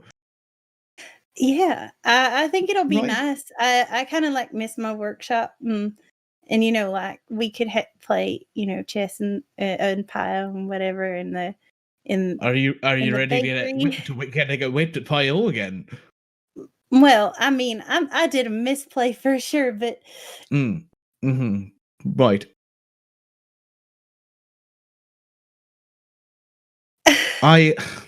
Your friendship means a lot to me too, and I think you should know that and not feel weird about expressing your friendship to me. And I don't think we should have any weirdness in our conversation, so I'm sorry if that happened. okay. Yeah. No, that's great because I was so worried I did something wrong, and then you were No. like real mad at me because like the whole thing is like No. bearing the one part of my soul that I haven't really shared before, other than like a couple of things, and then like and so then you were course like, not. oh, I'm not going to talk to her for like a couple of days, and then I was like, oh no, I have done something wrong, and then you were like, no, it's fine, and then your voice went up, and then you started talking weird, and your pattern changed, and like your lexicals, they really change with your emotions, and so that's why I like. That. And Right. so, well, I mean that just happens with everybody. Your pattern, your emotions dictate how you are. Mm. So anyway, so then I was like, but now I'm real relieved because like we're back to normal, and that makes me. And we're back and caught up to the point we're at now, right? Yeah. Yeah, sorry, I do that. You know that. I love it. I think it's charming. Well, I'm glad that you do. So anyway, I was thinking maybe we could, because so Dex has this thing going on where he's like got like a murder mission, and like Right. I'm not necessarily opposed to it or whatever, because gunslingers have sort of like this moral compass that like I cannot figure out. And then like the thing is like but like it seems like a big thing to take on because we don't really have any information at all. It's like they came in and they were like we can like deduce some things from their actions, but like we don't have like a location, like where they attacked us is different from where they've been, and then like we don't know where they are now. We don't know if they like are still together, and so there's all this stuff that's going on, and it could be an ongoing threat, but it could be over. Maybe they are looking for the next place that LRC's being shipped. But the thing is that like LRCs, they're like shipped on the like down low. So I was thinking maybe, I guess. I guess like I really want to support him and I really like them. But like Gus and Dex, I think that I think you're right that they like need us because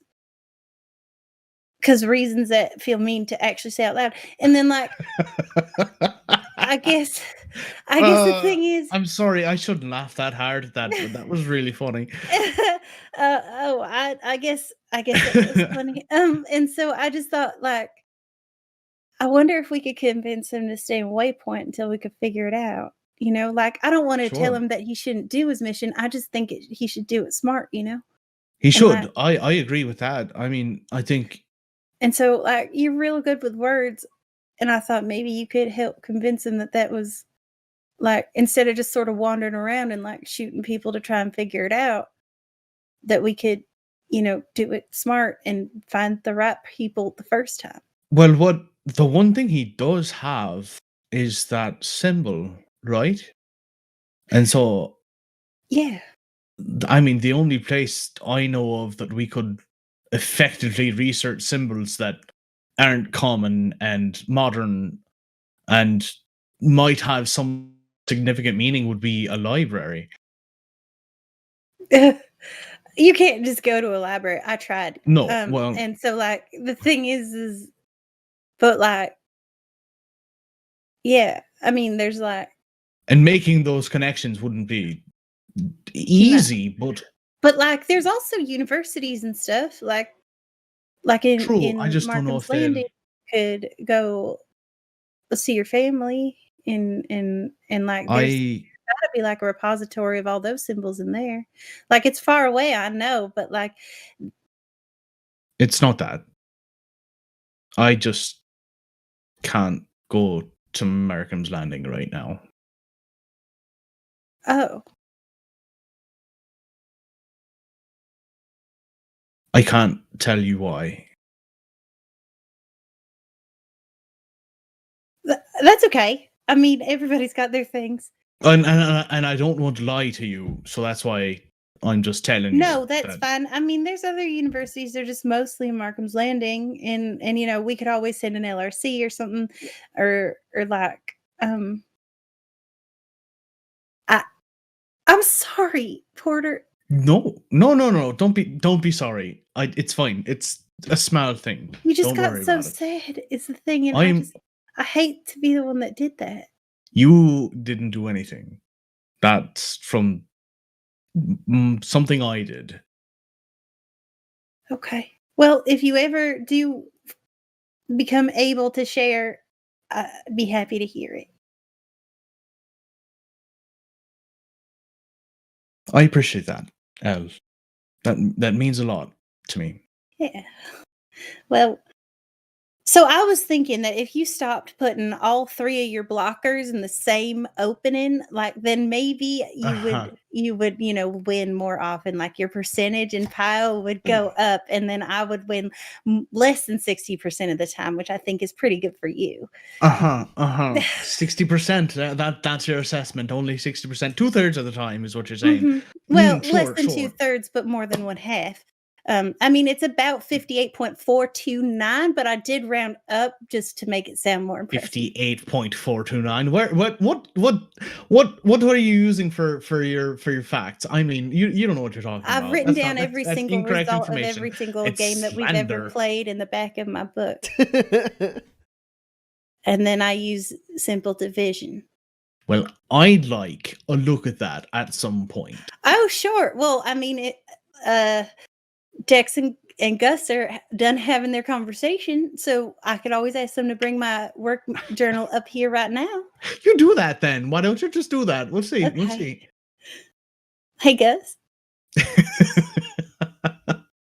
Can you Yeah, tell how'd me it go? good. I think probably could you I do have to prove to him that he's lost a lot at Should Pipe. I So ask them, or are you?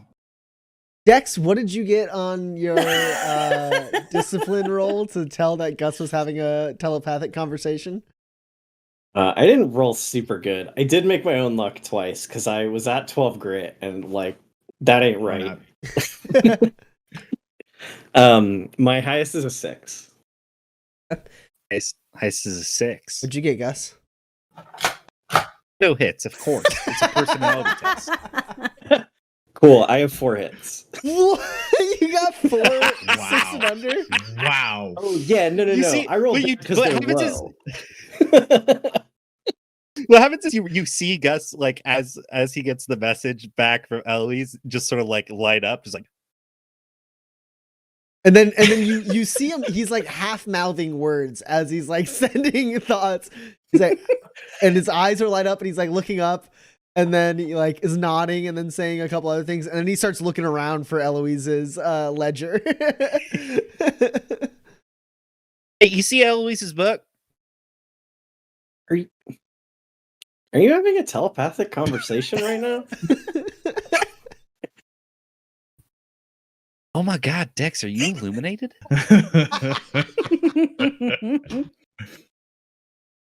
No, just perceptive.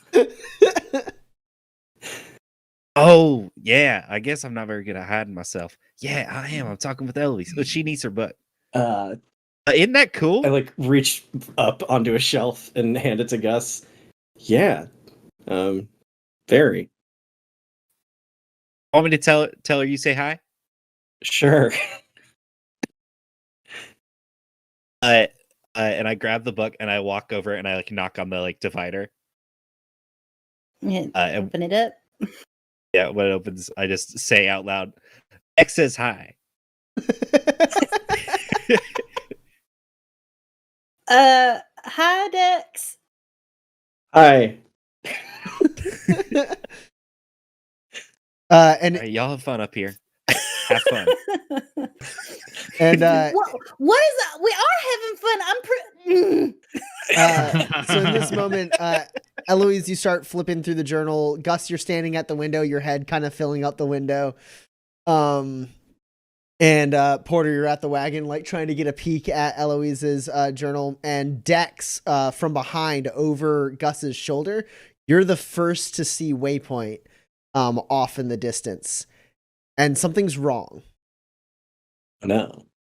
And as you kind of stand up and look past Gus to get a little bit better of view, you realize there's a camp built around the north side of Waypoint.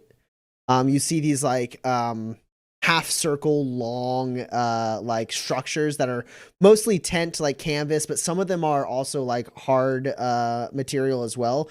But what it looks like is a temporary camp set up around Waypoint, and it's got like some fencing and a couple guard posts, and it's built kind of around the northern train line on like all sides of it, and it really like kind of butts up against it. And this wasn't here when you left Waypoint. This is not a part of Waypoint, but there is definitely like a fortified camp built onto the side of the town that you left about a week ago. Hey. Stop. Look at that. What is that?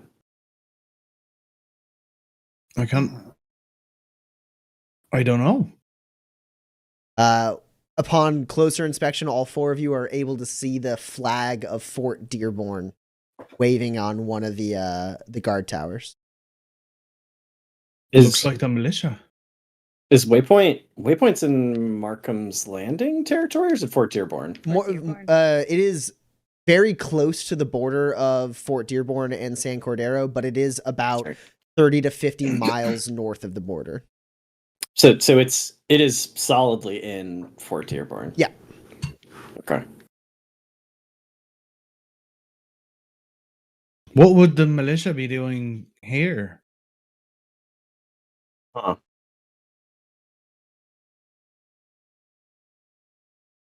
I don't I don't like this. What do you think? Should we camp out, see if we can get more information? From this distance, they're not like walling off the town, right? No, it is the like kind of fencing and walls and like guard towers that are built. There's like they kind of do block the northern entrance to town a decent amount, but it looks like they have structured around their own camp, which does butt up against town. Got it. Okay. I don't.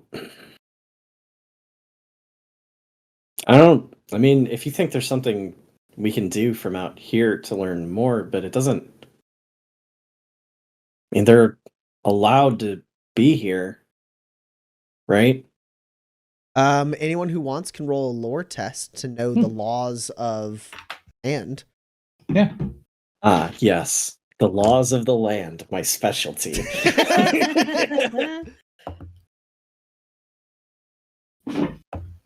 Okay, well, I have a reliability.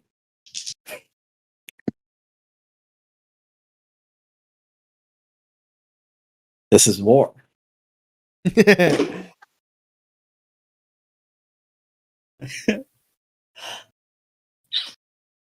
my single die didn't land 4 or below either time I rolled it. So Oh darn. I'm spending Same. 2 great to play to the gallery. To count this 12.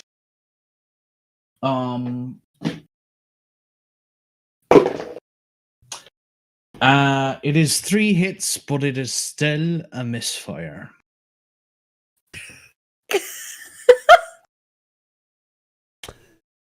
Why do you do this to me, Seth? Don't ask me. I don't know. Stop. It's not my fault. all right. We'll get to that in a second. So Dex, you got 0 successes. Gus got 0 That is successes. correct. Porter has 3 but a misfire. Eloise, what'd you get? 4. Okay. So what starts is Porter speaks up first. And Dex said basically, "Oh, well, they're allowed to be here, right?" And Porter, you know that the Treaty of Alanistead, which ended the factory wars almost 400 years ago, but more like 350 years ago or something like that. It laid out very strict like legal guidelines for what factory towns were allowed to do with their militias as far as permanent structures go. Porter, that a garrison, which is determined by its structural size as well as how many soldiers it houses, has to be at least 1,000 kilometers away from the border, and that an outpost, which again is defined by its structural size and the amount of soldiers that can be in it, it's much smaller than a garrison, can be within 500 kilometers of the border. But this is 50 miles from the border. It's extremely close. So Porter, you like this is an illegal encampment. Like you're sure of it. Okay. That they can't do that. That's not legal. They shouldn't be anywhere near the border of Markham Landing is the next the border that would be, right? San Cordero. San Cordero. I mean that's too close to San Cordero territory. That they shouldn't be here. Eloise, you realize that Porter is referencing the Treaty of Alanistead, but the thing is, the Treaty of Alanistead actually does have a lot of amendments to those aspects about permanent structures, which have to do with temporary camps, for like purposes of border patrol and also tending to the needs of settlements that are within that range. And temporary camps, there's a limit to how many soldiers can be in a temporary camp before it is considered an act of aggression. And there's also a limit for how long a temporary camp can be before those soldiers all need to vacate the area by a large margin to not be considered an egregious act of aggression against the bordering territory. And you know that time to be roughly around 14 days is about how long a temporary encampment can be in place and still be legal. At that point, once the 14 days is up, the only way an encampment can still be considered not an act of aggression is if there is an undeniable necessity for the camp to remain.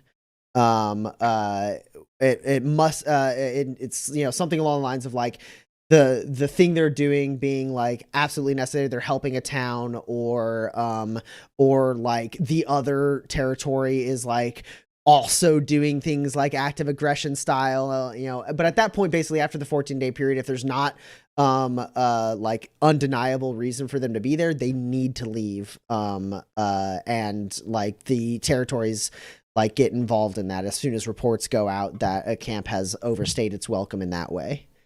You don't know how long this one's been, but you guys have been away from I think almost 10 days. You guys have been away from Waypoint. Well, I don't actually think that they've overstayed yet. I mean, because it's 2 weeks. It's not. Are you sure? I thought the treaty said you can't be within 1,000 kilometers of the border. Oh no, it does say that. No, it's that the temporary encampments for, especially with purpose, are for border patrol and other such like support of towns nearby, especially under request. It's okay to be within a certain distance of the border, but has to be vacated within, I believe, 14 days. But the thing is that like at the most it's been 10 days, but like I can't imagine a reason that Waypoint would ask for the militia. So, like, I think you're still right that this is hinky, for sure. Like, this doesn't make any sense at all, unless they're looking for somebody. So, or something. Trying to crack down on trade. Like a lot of soldiers to be looking for somebody. I guess it depends on who that person is. Maybe. I don't really know, I guess. I don't see a reason to stay out here. No, we belong in Waypoint, so we should go there. Should we enter from the south side then, rather than the north? I don't think we need to do a drive-by, that's for sure. I'd prefer that, if at all. I'd like to stay away from the militia as well, but like, So, all right. And plus, it's probably more suspicious to be out here not going into town when the militia's just hanging out, and then they're like, "Who's that? Why aren't they coming into town?" And then they're like, they could drive on up on you, and you're like, "Oh my gosh, what's going to happen?" And then you get sort of shot. So that's surprisingly tactical thinking from you. Nice, Ed. Good one. No reason. Yeah, so Porter, you reluctantly kick the automaton horse into gear, and it carries you into the south side of town. You see the DeCastro stables closing in on your left, the Point the Way pub to the right, the main thoroughfare moving up to the crossroads ahead of you. And the town is still active. It's the evening. You do, even at this end of town, you do see militiamen and women in uniform. They don't seem to be patrolling. They carry themselves more like they're on leave. They're not like walking around with their weapons. Like a couple of them have like sidearms, but most of them are just walking around town. You see a few of them like walking down the hill, munching on a couple donuts and then moving north towards the saloons. And you see a couple of them also eating food on the like at some of the tables outside the Point the Way pub. I wouldn't say the crowd is primarily like soldiers, but you do see them amidst the general like bustle, like hustle and bustle of Waypoint.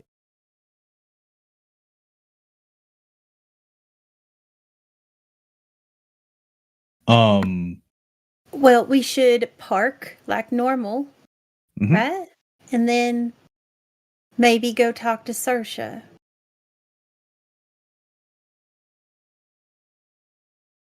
All right. Unless we're not curious, and then we could just go talk to Oh, Bobby. I'm and curious.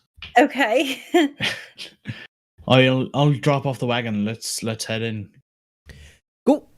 So you pull up and it's not any of the elder DeCastros. It is Hugo waves you in and goes, welcome back, Mr. Janus. Cheers, Hugo.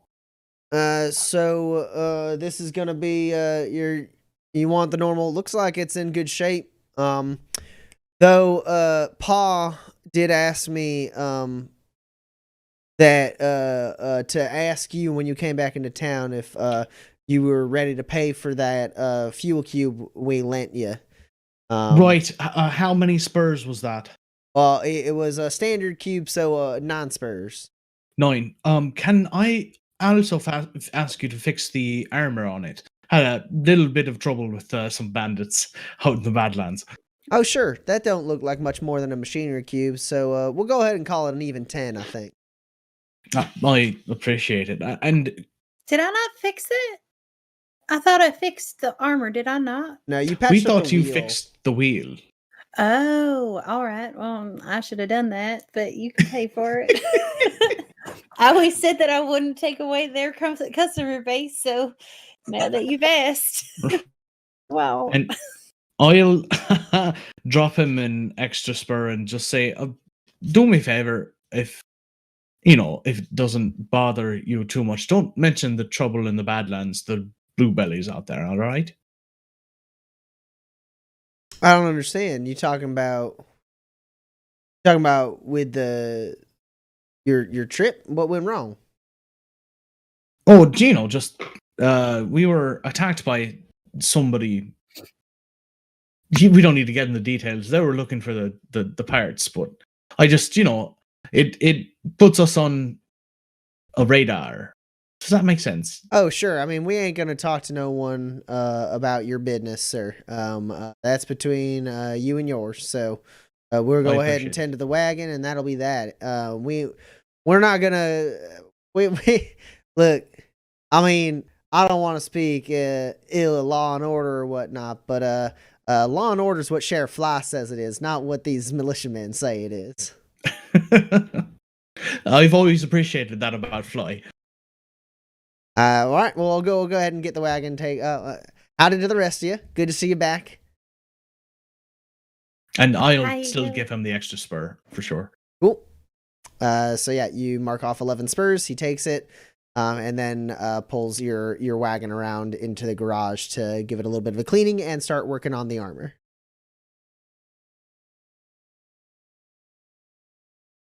So, who is this Saoirse? Oh, she runs the Point the Way pub. Is that right? Yep. Yeah, she runs the Point the Way pub, and she just kind of knows everything that goes on. It's kind of scary if you don't actually like that kind of thing happening to you, but like if you don't mind, then like it's fine. So she's pretty great. She's real nice and not judgy, so that's pretty good. Or if she is, she keeps it to herself. I mean, not that she doesn't keep the things she knows to herself, but like she keeps her opinions to herself. This is as you guys are walking across the street towards the Point the Way pub.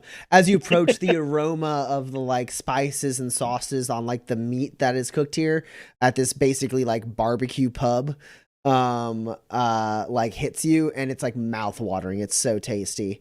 And you do pass a couple soldiers from the militia, like who are sitting there and they're kind of jovially talking, and they like eye you a little bit, maybe you a little bit longer than anyone else, Dex, as you all walk by. But then they go back to like seemingly giving each other shit and enjoying the really good food that they have. And you walk into the relatively small Point the Way pub. I'll go ahead and bring up the Waypoint map here. There you can see number 2 is the De Castro Stables, and number 10 across the thoroughfare is the Point the Way pub.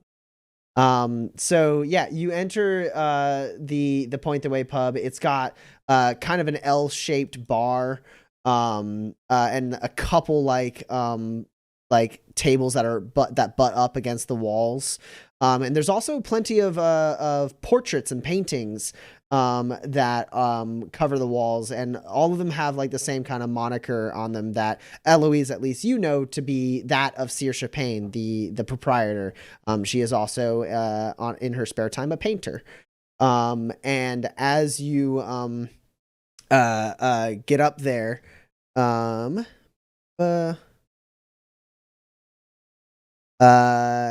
Eloise, you see one of the employees of the Point the Way pub, Douglas Nagasi. He's about 25. He looks a little like overwhelmed. And he like looks up to see you. And you also see over his shoulder through like the window into the kitchen, you see Edgar Souza, who has been at the Point the Way pub for as long as you've been here. He's around his like 50s. He's cooking up more food than you've ever seen him cook up. And Douglas looks up and goes, "Eloise, hi." "Hi, oh, Mr. Janus, and newcomers. Well, sorry, I don't have much time. What can I get you?" Oh, just are those really good wings available still? Absolutely, yeah, absolutely. We got plenty of stocks. I mean, we ain't run out yet. So maybe an order for the table, and then like if is Saoirse around maybe just a little bit? Sure, yeah. I mean, she's I think she's upstairs, so I can go ahead and send her. If she has time, it's not that important. Sure. No, she's been checking down every 30 minutes or so to make sure everything's all right. So, I mean, in a little bit, she's gonna have to be doing some cleaning of some meat. We're about to run out of stocks, and Edgar's gonna need some help in the kitchen. But I'll go ahead. Don't worry, your food will be right out, and I'll get y'all a pitcher of best Free State brew we got. And some water, maybe just a little bit. Sure thing. Yeah. Pitcher of water as well. Go ahead, have a seat. Will do. And a little bit of time passes. He does rush out some beer and a platter of beautifully seasoned wings. And he goes, "Also, in case any need just a little extra spice, we just got this in." And he sets down a bottle that is labeled Munson Munson Spice Caliente, and then the slogan at the bottom is "A not so nice spice." Stop! Oh, the marketing's gone so well. I'm so impressed. Guys, stop the stream. We won the campaign. And then he's gone in a flash as he rushes back to the counter where there's a couple people waiting. And you're able to eat some of the wings. They already have a decent seasoning to them, but if any of you use the Munson the Caliente from Munson's, it adds a really strong kick to it. I mean, nothing even close to the Sharoof pepper, but it's got a lot of good flavor to it. Is it Scoon? No, none of this is Scoon. No. None of this fits the dietary restrictions of the Icthitarian Church. This is all no, this is like ground-based poultry. This has nothing to do with fish whatsoever. Okay, good. Just wanted to make sure. I think I'll mostly stick to the beer. I'm not that hungry anyway. Sure. So like Porter just dabs a little bit of the sauce on his finger and tastes, and then doesn't actually partake in the wings. Not bad. But yeah, you're able to drink some of the beer, drink some water, have some wings, and roughly 20 or so minutes later, a woman does approach. You see her first before she comes to you because she checks in with a few tables as she comes down.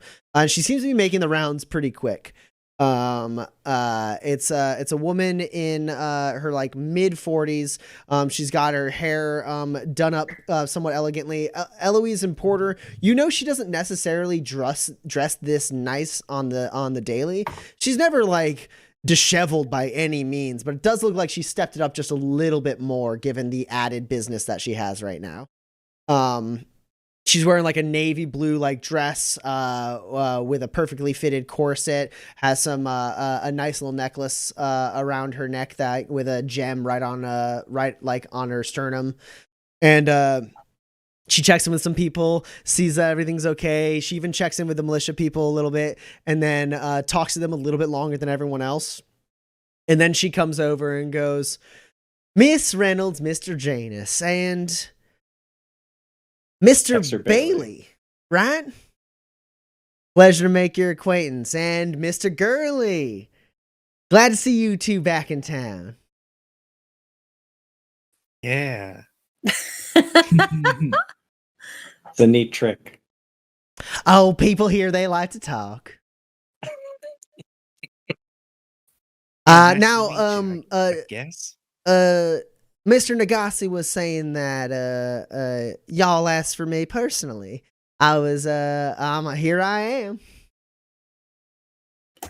Oh, yeah, we were just wondering. We noticed we just got back in, and we noticed that the militia had stopped by, and we were wondering how it was going with all the extra people.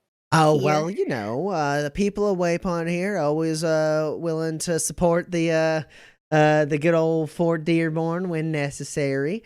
But they are. She like glances over towards the table of like soldiers. They seem pretty preoccupied. She goes, "They are close to overstaying their welcome, I must say. They showed up. Y'all left town about 10 or so days ago, right?" Yeah, That's right. Right. They I love how observant you are. It's wonderful. well, I love mean, it. you know, it's hard to miss Mr. Janus's wagon leaving the stables just across the way. But no, they came into town about a day after y'all did. And they've been here ever since. Now, I mean, you know, it ain't common for the militia to stop by town, but well, I must say, Colonel McGarrett's in charge of this one, so it ain't too unexpected, I suppose. He's got to rear his ugly head from time to time. I'm not familiar with him. Has he? Oh, are come here you before? not? Well, let me tell No. you. Oh, Mr. Colonel McGarrett. Now, I knew him when he was Sergeant McGarrett back in the day. Oh, well, he's grown up in the militia for some time. Well, I mean, to his friends, he's Mitchell. But he don't have much friends around here no more. I mean, I'm just kidding, but he's had a sordid history of Food Waypoint. You know, the mayor used to work, well, not work for him, but serve with him back when she was a youngin'. She was in his squad back in the militia during her time served. And, well, they didn't get off too well. I mean, that's her time in the militia is why she got to be mayor after all. I mean, youngest mayor before that old Henry Hollis stepping up in or Harry Hollis stepping up in Tobias Station. Youngest mayor ever to be elected in the Badlands was good old Alex Graves here in Waypoint. She was 28 years old, but hoo-wee. She had a lot to say about Fort Dearborn and how its militia treated its people, and well, that didn't reflect too well on Colonel McGarrett. So obviously, he has a little bit of an axe to grind against this town. So they've been in town for a little bit, you know, routine check in the mountains and whatnot. But I suppose he's just harassing us a little bit. They'll be gone in no time, surely. Well, thank you for sharing. I really appreciate it. And the food is as always just wonderful. Is there anything that you're needing looked after here? Young man, you don't seem to be eating, she says, remarking at Porter's clean plate. Oh, not too hungry. You know, I had some fish jerky on the way in. Oh, you're one of them fishers. Mm, Well, hell, I kind mean, of. you could have told Douglas over at the counter, we got fish for ichthyarians, of course. I just figured, you know, barbecue fish didn't really go together. Oh, you'd be surprised. Let me go ahead and have him whip you up a sample. Now, that's I'll only get you a little bit because it ain't free, but that way you can get a little bit of a taste, and maybe sometimes you'll come around and bend my ear about your travels. How about that? Sure, that's very kind of you. Thank you. Absolutely. Now, I do have to be going on. As you can tell, we are quite busy here, so I'm gonna go ahead and help them in the kitchen before they burn something down. You four have a lovely day. Pleasure to see you again. Likewise, as always. Yeah, again. And then she trots off to the kitchen, and about 15 to 20 minutes later, Porter, a small plate is set in front of you with some well-seasoned shoon food for you, some food made of fish, so you can keep to your practices. It tastes good. They season it well. It's not like overly seasoned. It's not like they didn't just try to like take chicken dishes and put fish in them. It's a good balance. Food is good, though the wings smell a little bit better.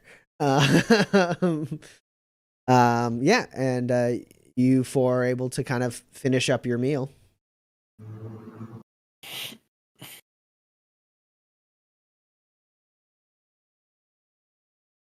So everybody's really quiet, and like I don't really mind. You know, I could just keep talking, but did you want to go back to I guess we could check in with Bobby, or we could go back to the hotel. I was interested in talking to the sheriff at some point while we're here. The sheriff in Las Viudas, you know, she said she would ask around about the symbol we've got, but it strikes me that the sheriff of Waypoint probably has somewhat of a larger reach than her. I would hope so. Oh, well, I'm sure that you can make an appointment. It's probably a little late in the evening now, but Oh, sure, I wasn't gonna knock down his door or anything. I just meant before we left. I mean, short of heading back out and checking out the mesa that they were stationed on for their ambush, we don't exactly have much of a lead. Fair enough. okay. Well, what's that, Gus? Oh, I was just gonna say, yeah, maybe we can go talk to Bobby, go see if there's another issue of Light in the Darkness ready for us. Yeah. Sure. Yeah, we could do that. Did you want to come with, or I could just pick it up for you? Oh, I'll come with. I'll talk to him. Okay. Are you two coming, We'll or are see. you? I'll go check around the sheriff's office, see if he's around. If not, see if I can make an appointment. Yeah. So when you head to the sheriff's office, it's large for a sheriff's office. It's got the 2 stories and then the extra little bit on top. And so you step up, and the door slides open for you, and you enter into the sheriff's office, which has it's a pretty wide area. There's a desk to the left and a desk to the right, and then a hallway that goes dead center, and then also you see there's doors behind the 2 desks.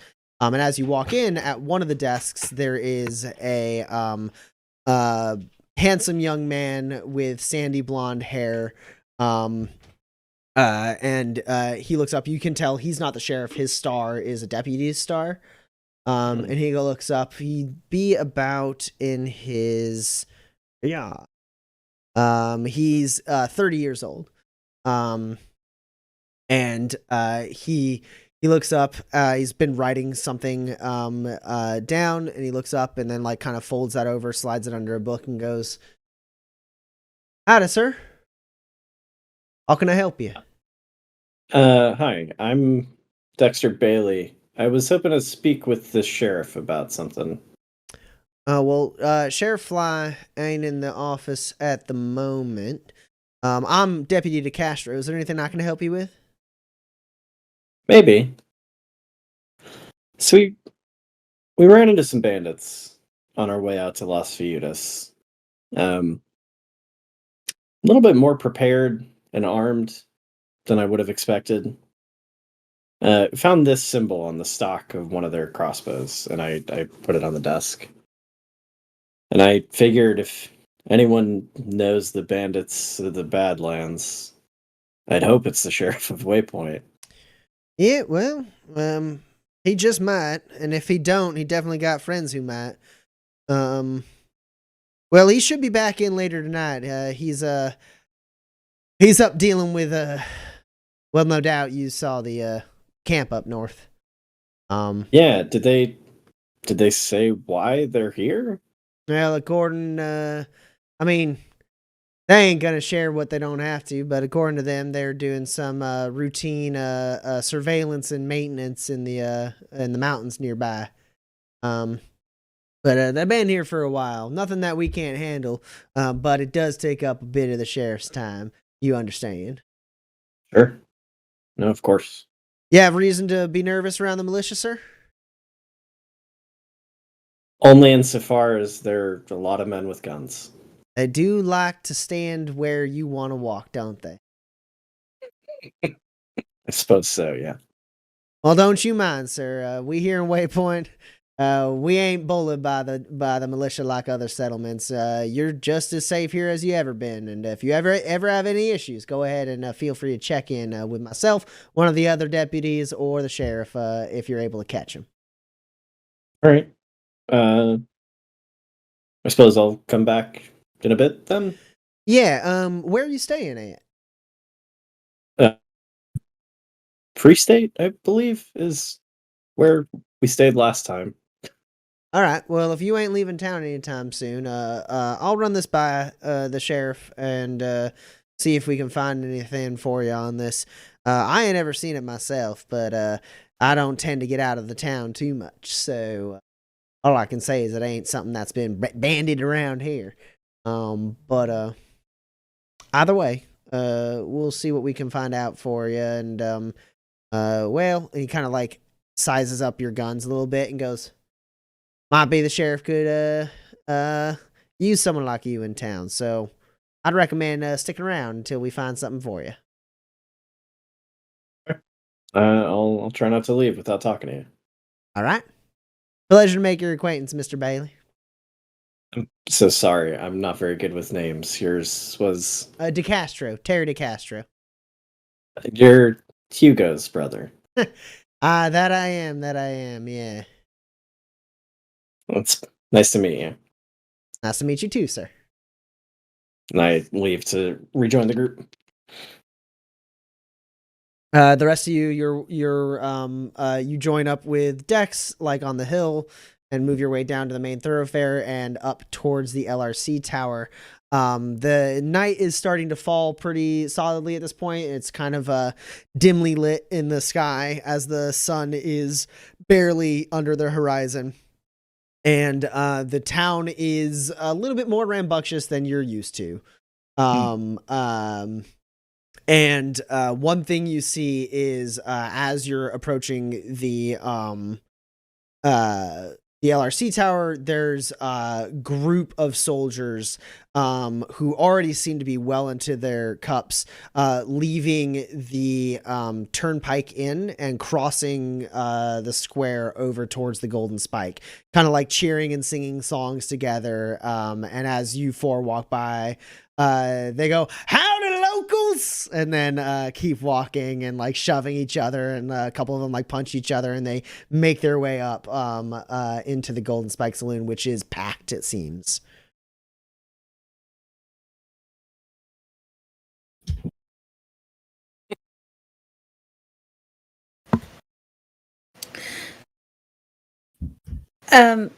So I guess I'll head over to the bar there, and is it oh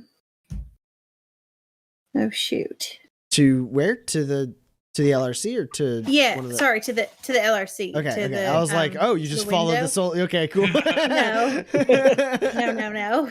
Okay, yeah, you make it to the LRC, and Bobby Rockwell is there. He's sitting at a desk. As you approach, he looks up and then kind of gets out of his chair and goes, "Hello! Oh, you all made it back. Excellent. Welcome back. Town's seen some renovations since you've been away." See that? Seems like Mr. Rockwell. But I did hear word. It was sent ahead. Mr. Finley had nothing but kind things to say about you, Miss Reynolds. Oh, well, that's actually very nice. He was a little on the Shitty side? well, I wasn't going to say that, but it is the word that you used. But no, he was in no condition to be working on the LRC, and so I did take a moment to fix it for him, and then but he was very kind, and once he was shamed a little bit by the sheriff there, Sheriff Levy. Yes, I am familiar with her. Yeah. Well, job done means a job paid. So here is 28 spurs as agreed upon. And he sets basically almost in like poker racks, like a little rack with 2 rows that count up to 28 spurs. And for Mr. Bailey and Mr. Gurley, I suppose you'd like the most recent edition of Light in the Darkness. Yeah. If you've got it. I do. However, Mr. Gurley, your subscription did lapse in your time away. So if you'd like a copy, I'd be happy to renew it for you. I've got this one. Yeah. Oh, Dex, you didn't have to do that. Yeah, just take it off my share of the payment. Okay. So he takes 4 spurs away, and you know that to be half a year's worth of subscription. Jeez.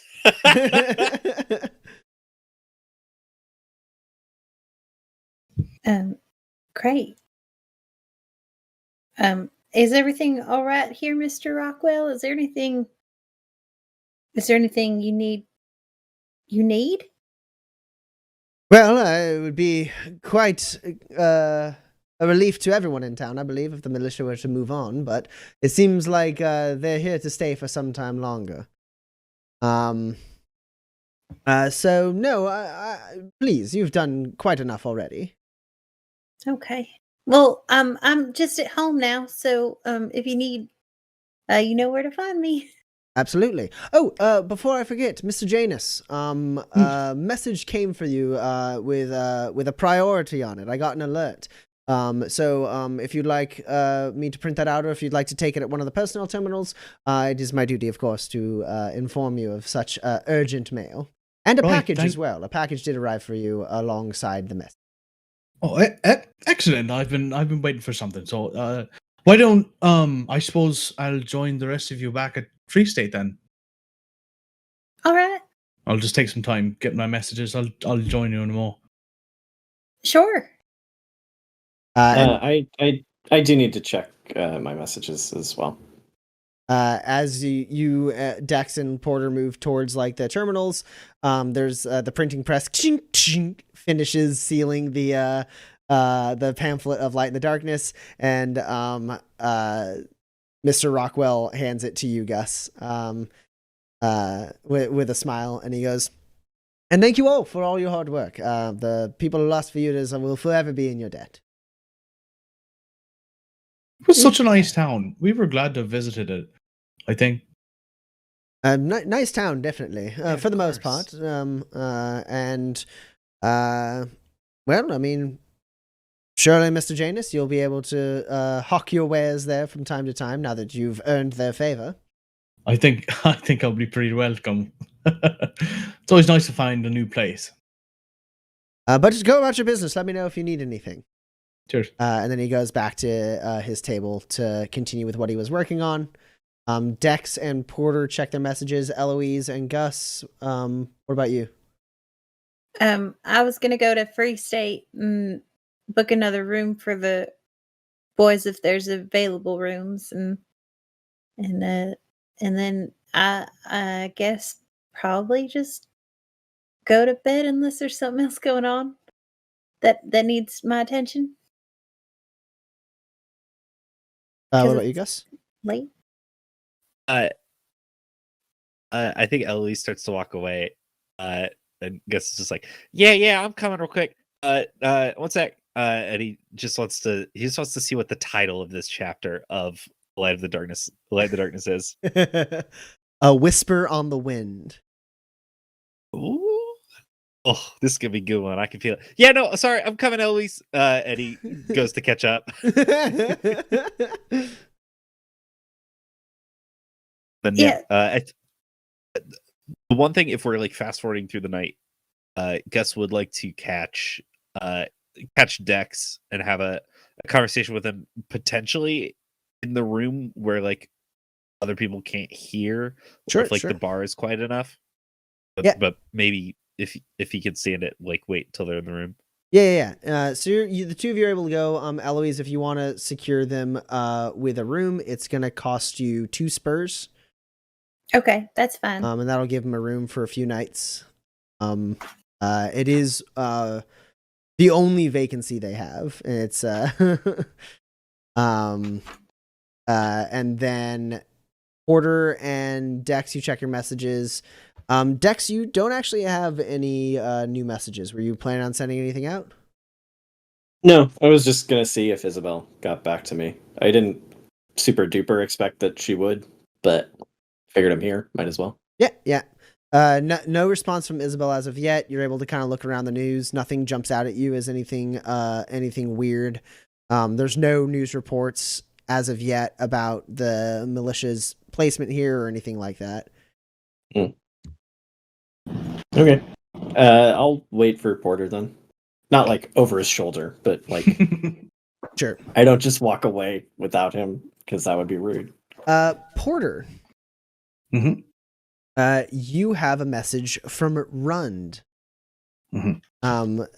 That goes along with this package. And she says,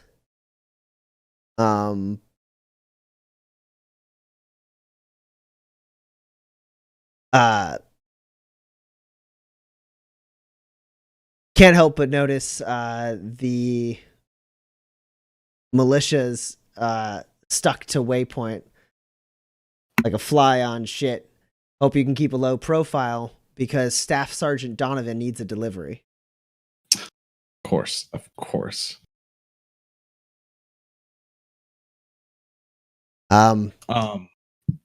Is that it? I've given him your description. You're to meet him at the Golden Spike as soon as possible. He'll be there every night.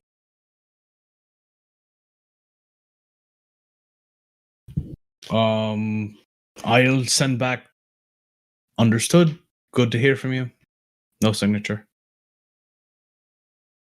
Cool.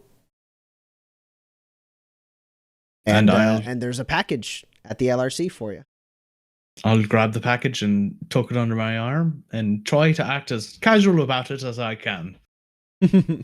Yeah, it's not like the smallest package, but it is definitely large enough for you to like, or small enough for you to like hold against your side. It's about like 2 foot by 1.5 feet, and not like incredibly thick, maybe like 4 or so inches thick. And so you just kind of have that under your arm, and you like sign for it, and you're able to take it away from the LRC, and Dex is waiting for you there just down the road a little bit. Oh, any messages for you? No, nothing. It's not a surprise though. Sure. Well, I hope we figure out somebody to contact about, the symbol. I spoke with the deputy. Said the sheriff would be in later tonight, so hopefully I can speak to him about that. Would you like me to come with you? If you want. Sure, I'm interested enough. What'd you order?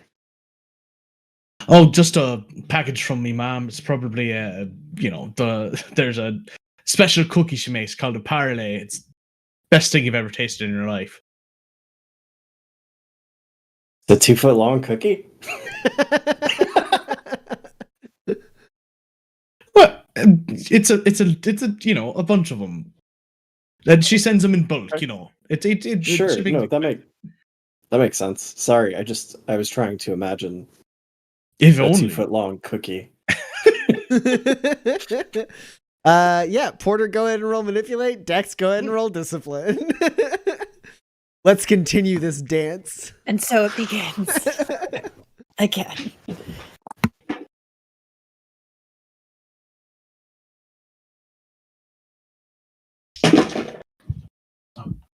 I have an 11. I have one hit over an 11. Okay. Yeah, it strikes you as a little weird, Dex. You think maybe Porter might be embarrassed by what's actually in there. You think it might not be cookies. But that's about all you get. Is that like Porter might just be like a little embarrassed by what he's got with him. Sure.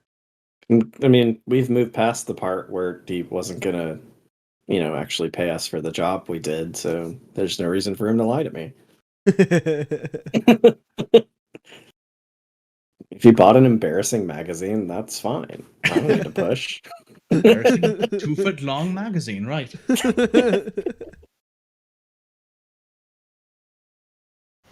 Yeah, I suppose we head back to Free State. Yeah. Yeah, there you find Gus and Eloise. Eloise has secured a room for Dex and Gus. Yeah, the four of you are there. Town is bustling. Free State is even filled up a little bit. It seems like the militia kind of brings with it, like, one thing you notice, Porter, walking up and down town, there's a lot more temporary shops set up. Of peddlers who had who were like in the know and knew to swing by Waypoint during this time, in order to service the soldiers. You actually see even a little bit, not quite outside of town, but kind of like in an in-between place between the Turnpike Inn and like the other main thoroughfare, near, like, as close as can be comfortable to the militia camp. There is like a makeshift stage that's been set up, and like there's like some players putting on a show. So, like, the town's bustling, and the Free State itself is pretty packed. There's nowhere to sit by the bar. Eloise, you kind of have to like shoulder your way to get the attention of the person working there to secure the room. And so Dex and Porter, you're able to kind of make your way through the crowd, kind of like scooting around. There's people waiting to be seated. There's some people just standing outside the saloon, basically, like standing on the sidewalk, like just drinking beers out of tankards and bottles.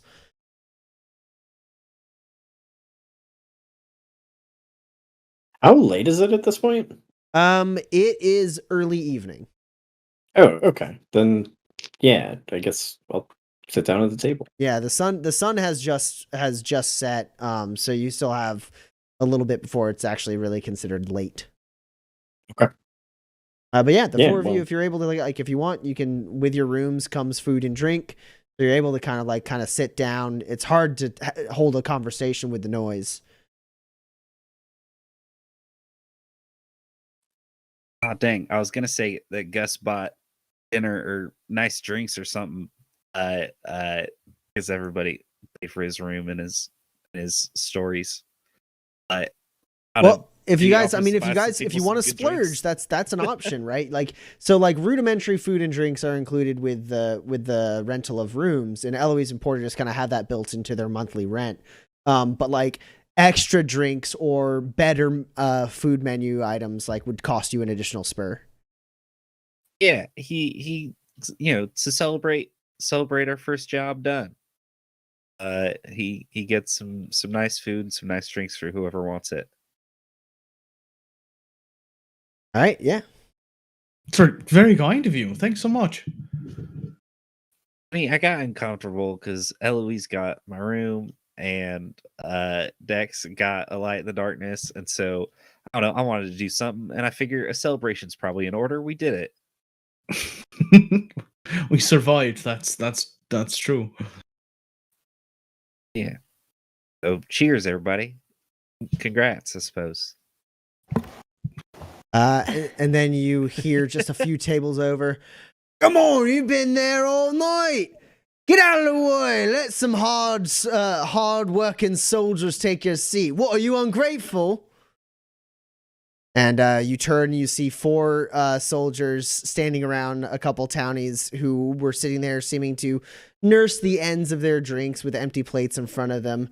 And they're like, we're done sitting here. I mean, what? And like one of the people who works here, who Eloise, you can recognize as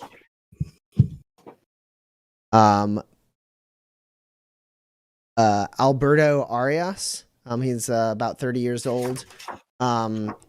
He's like trying to calm them down, and then one of them's like, all right, listen here, all right, this is ridiculous. This is absolutely ridiculous. This wait is too long. You gotta flip this table, right? We have spurs just like anyone else, and we deserve a hard-earned meal. You know, the last time we set foot in a town, and the people are like getting like really, really uncomfortable as this is going, and Alberto does touch one of them on the shoulders to be like, please, if you could just, and he like kind of shoves Alberto away, who bumps into a table, like drunkenly being like, get your hands off me, you fucking civvy.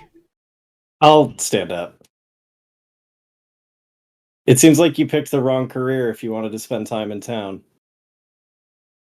They all turn to you, and Alberto goes, it's all right. It's all right, sir. It's all right. Please, look. We'll go ahead and get a table for you. If you could just, if you go to the bar, we can get you a round of drinks. Just tell him Alberto said you can get as many drinks as you like. And they go, as many drinks as we like. Can we get a table if we like? And then one of them like kind of squares up against you, Dex, and is like, now who the fuck are you?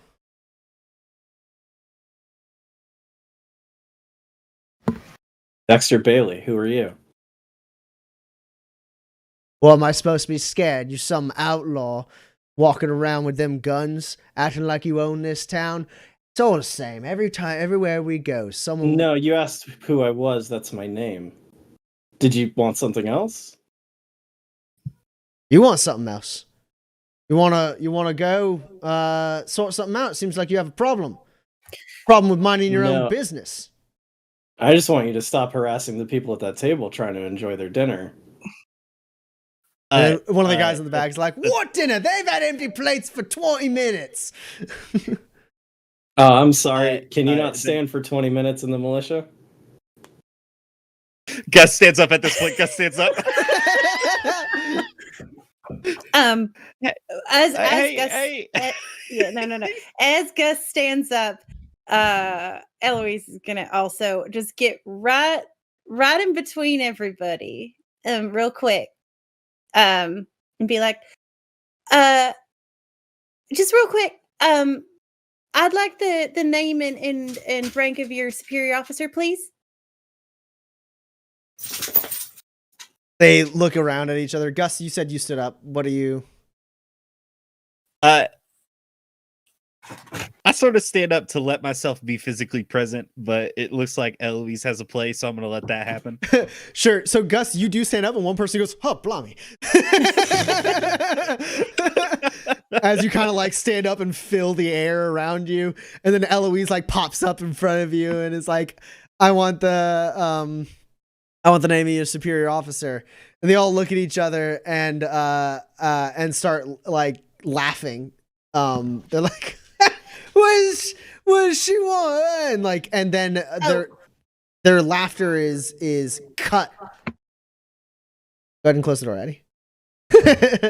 Their laughter is cut short as a voice rings out from the line that that is forming as some people, like basically someone who was outside now enters inside and goes, "It seems like a pretty easy question, Private." And they immediately snap to. They stop all of, like, they're a little drunk and like a little like sloppy, but they do like snap to, and they go, "Captain, sir." And he walks up and regards the four of you and goes, "My apologies for this rabble. My name is Captain Desmond Schaefer, at your service. They let these idiots out of boot camp too early, if you ask me. Get your ass back to camp, and you wait for me at my tent." And they like look at each other a little bit. He goes, "Go on, get." And they like snap to you. They're like, "Yes, sir, Captain, sir." And they start like filing out.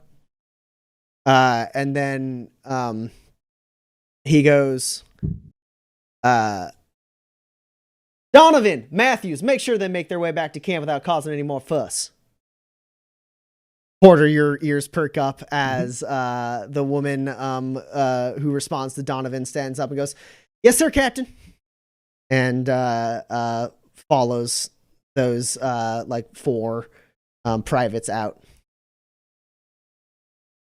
And he looks and like lets out a sigh, looks at the table, and he goes, "Y'all go ahead and stop by camp. Ask for me. I'll make sure you're reimbursed for your meal. This is unacceptable. And you four, I appreciate you stepping up to them. Ain't no way for a service member to behave." Their job is to serve and protect the citizens of Fort Dearborn territory, so I would imagine that they would treat them with a little bit more respect, is all, sir. You are not wrong, young lady. Very well spoken, too. What is your name? Miss Reynolds. Ms. Reynolds. Well, I am sorry you had to see that. They do not represent the Fort Dearborn militia in any way. They are newly out, and well, you know, you coming out of boot camp, you do tend to have a little bit more bark than your bite.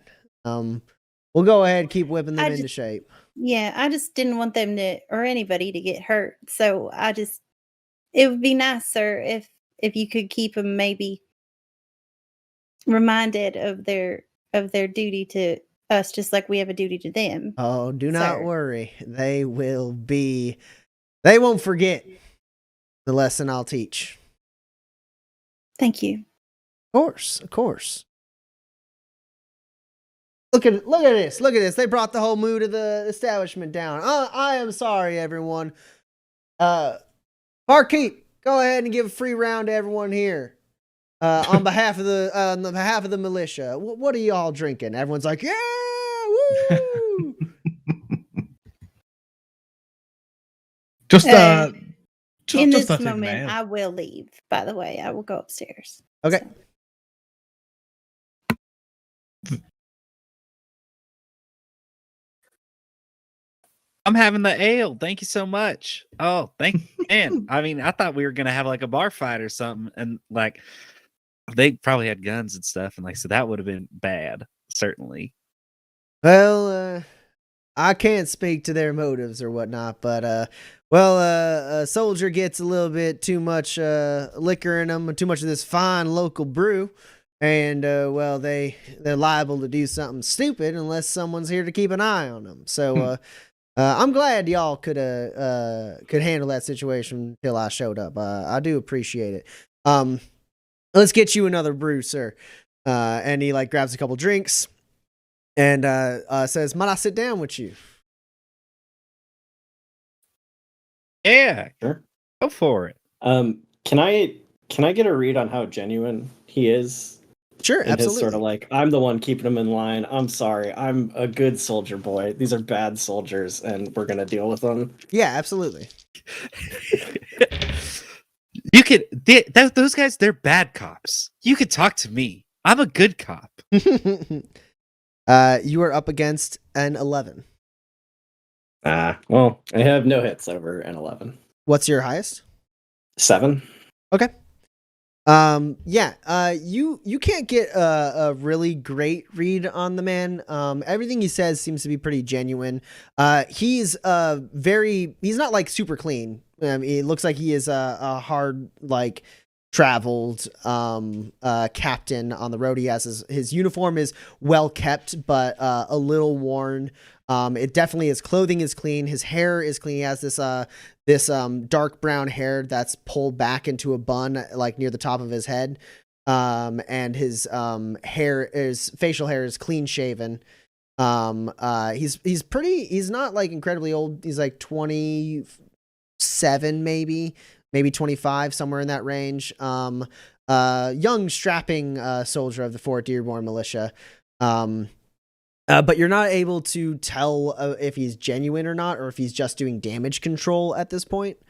But he is very pleasant, and as he sits down, he does seem to just like really easily fall into like just like conversational, like let's just be friends type like situation. Like he does seem very comfortable just sitting down and having a conversation with strangers. And he sits down, clinks the beers, and he goes, "I hope your friend's not too upset, Miss Reynolds. She seemed like a nice young lady. They didn't say nothing to her, did they?" Not to her, no. No, I think she was just perhaps upset at watching somebody get pushed around. Sure. Well, I mean, unfortunately, at times, it can be hard for a soldier to tell who's the enemy and who's not. So, hopefully, I can get those damn knuckleheads to figure out who it is they are supposed to be taking care of. But the four of you stepped right up. I mean, drifters by the look of you. Who could say that, I suppose? Thank you. Yeah, we just did our first job together. Did you now? Oh, well, that's swell. And you're back in a Waypoint. That's is where you call home, or are you just passing through? Where I at least call home. Maybe not so much for these two so far, although anything could change. I was surprised to see the encampment on our way back. Has there been some trouble? Trouble? No. I mean, we're having a little bit of trouble with the reason we're here. I mean, we got to do border patrol surveillance. There's some military assets that need tending to in the area, and well, I mean the paths have become a little more treacherous. Must have been a rock slide or something. I haven't been up in the mountains yet myself, but apparently we're a little slowed down. There's some complications. So we're hoping to have it all sorted out soon. Wildlife around here has gotten a lot more fierce from what I can hear. Is he I'd like to see if he's telling you the truth about the reason they're there. Sure, go ahead. Yeah, I've got a line to sort of press him on that. Yeah, what do you say? If I may. I say, well then who's the enemy? I beg your pardon? You said that you said those guys, you gotta teach them who's the enemy and who ain't. And we ain't it, and a rock slide can't really be an enemy. So who's the enemy y'all out here looking for? Oh no, I mean we ain't out here looking for. I mean we always on the alert for an enemy. Now people of Fort Dearborn can rest assured that the militia has their back.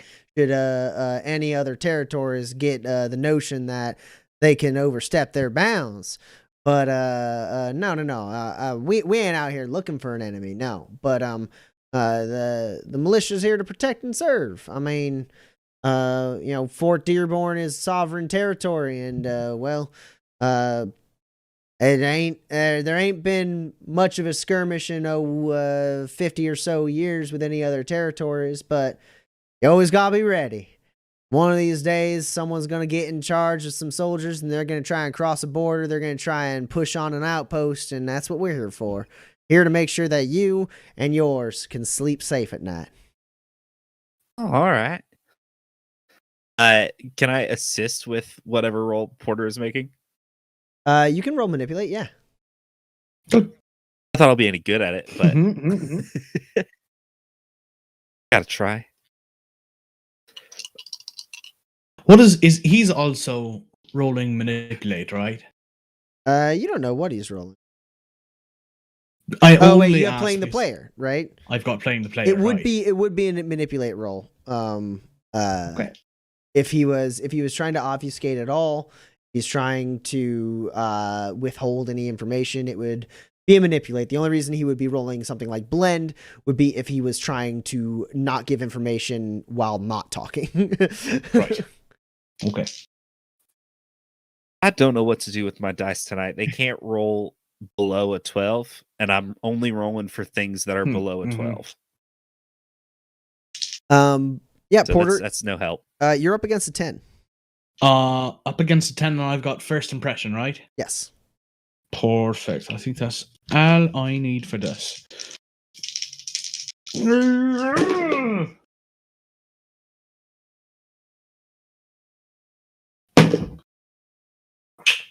Well, I've got one hit over a 10. Okay. I mean, he's not telling you everything. Okay.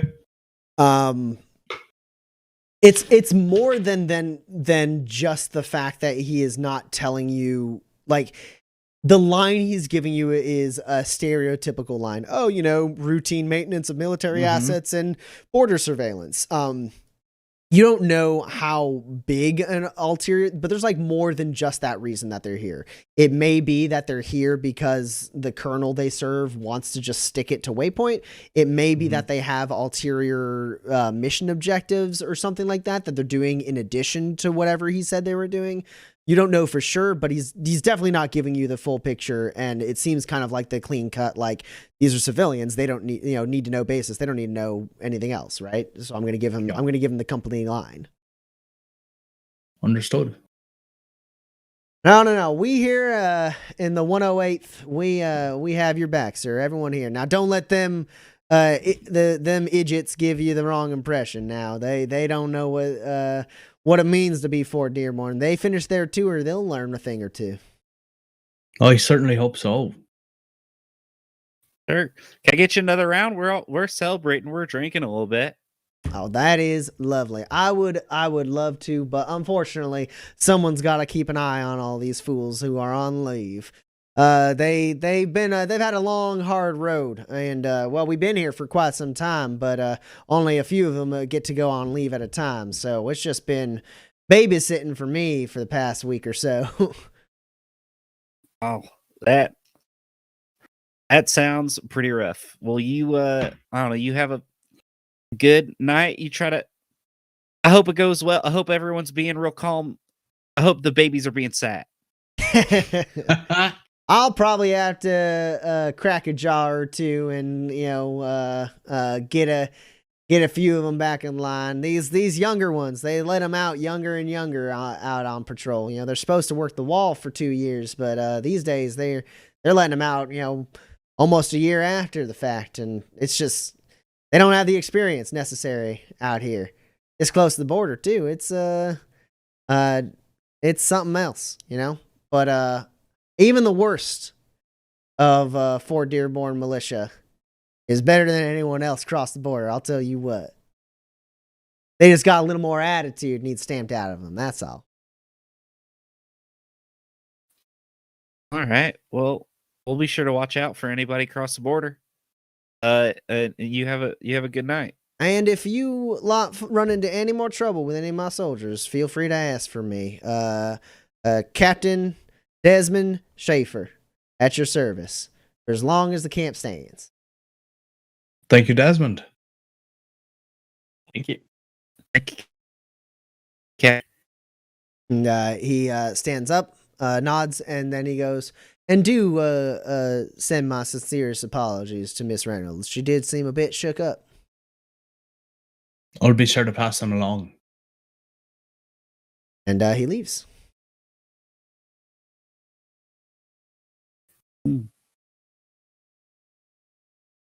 Well,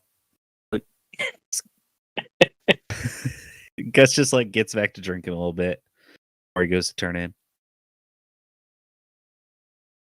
Certainly doesn't reflect well on the militia. I'd say not. Did he? Yeah, and why are there? Well, yeah, and why are they sending the young, inexperienced folks out here so near the border that they're afraid of? What are they learning here specifically? I mean, you'd think going on a tour to teach them things, it wouldn't be their first tour going to Waypoint and getting a nice, something cushy. Yeah, He didn't really seem honest with his response regarding the reason they were here in Waypoint. I don't know if he caught on that. I mean, He talked a lot and didn't say too much. Right. I didn't exactly expect him to be forthcoming. Fair enough, Well, lads, I'm gonna go for a bit of a walk before I turn in. I'll catch up with you later. Yeah, you stay safe out there, Porter. Did you still want to go to the sheriff's with me, or should I go without you? Oh, I'll catch up with you afterward. That's all right. Yeah, of course. And Porter's going to go ahead and leave and head toward the Golden Spike to wait for Staff Sergeant Donovan. Okay. Dex, you're heading to the sheriff's office? Yeah, if time has passed from when Terry told me to come back. Sure. And Gus? I'll go with Dex. Okay. And Eloise, are you getting if up to... Dex will have me? Yeah. No. In my room. Ooh. Having a panic attack.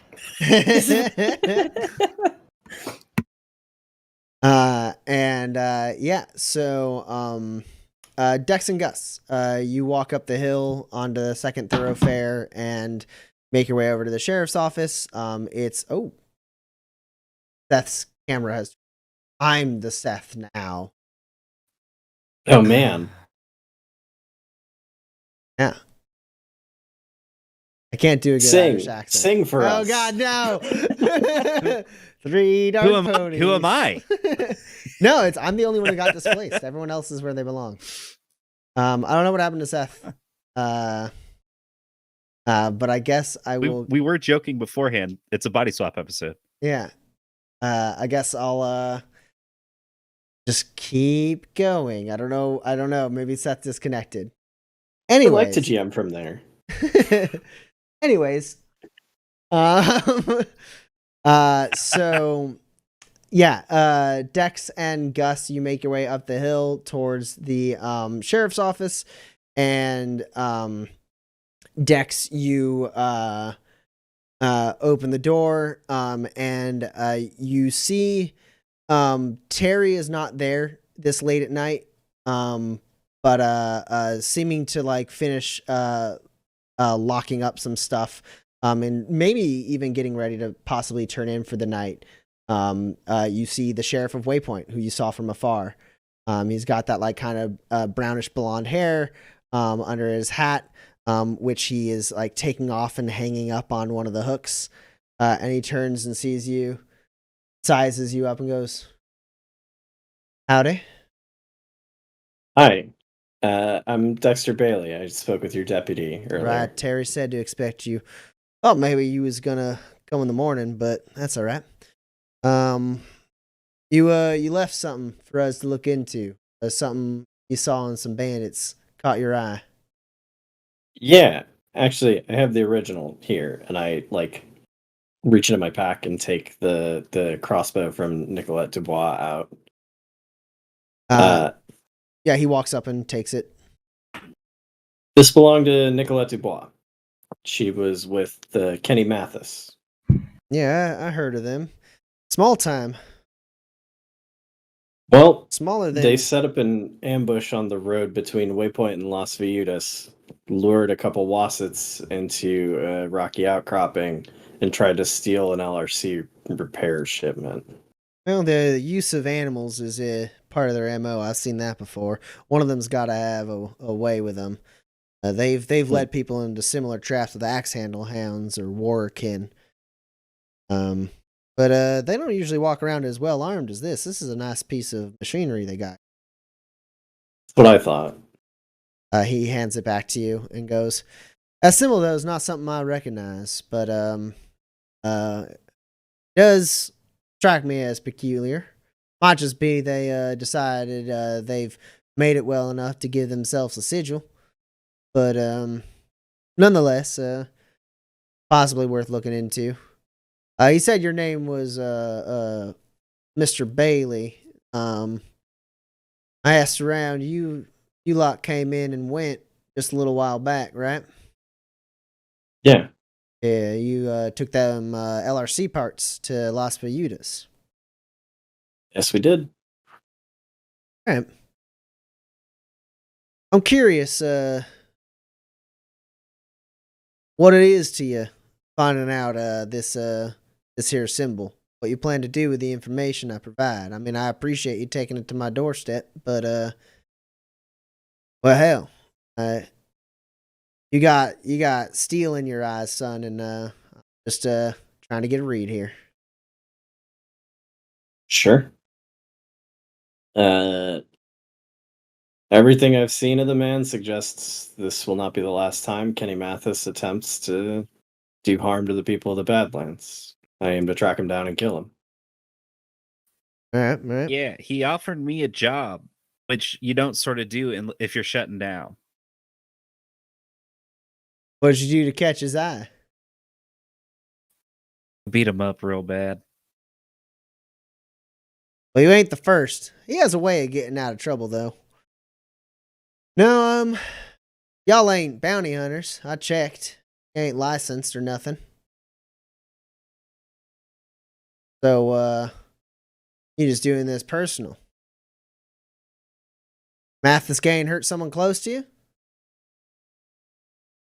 Nope. Right then. He walks around his desk, kind of puts his hands on the table and lets out a sigh and goes, "So this is a gunslinger business then, huh?"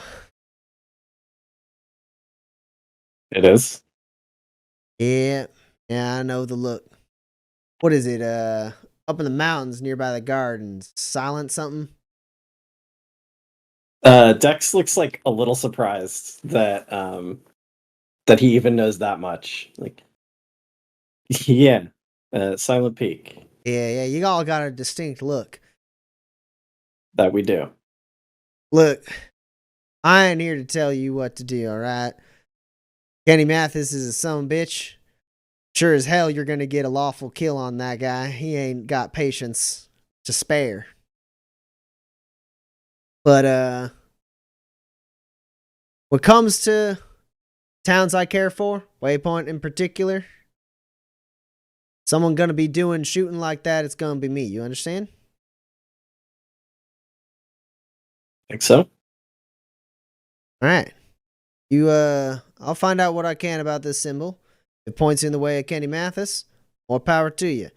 Wipe that son of a bitch out of off the earth. I don't care. Alright? But, it causes trouble here in town. I expect to be a part of it. Noted. I'll tell you what I told Sheriff Levy. I'm not here to start trouble. Right. No, you gunslingers never are. But you sure as hell know how to suss it out.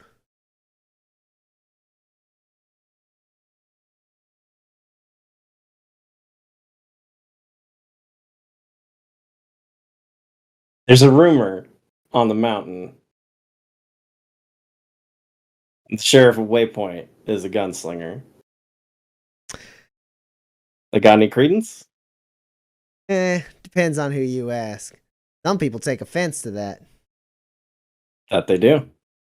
Look, I ain't part of no guild, and apparently that carries along the moniker of freelancer, but I take offense to that too.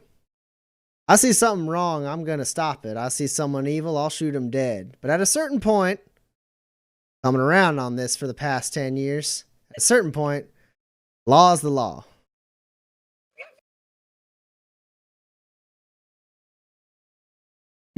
Dex does not laugh. I will happily explain that laugh after the stream.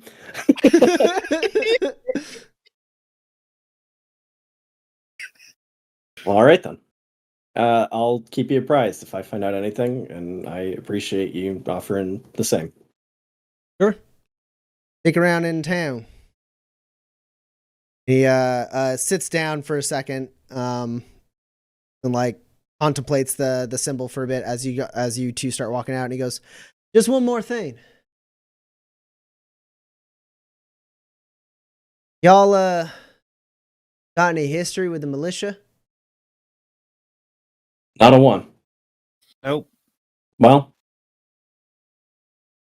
I did just stop a group of them from harassing some folks trying to enjoy dinner.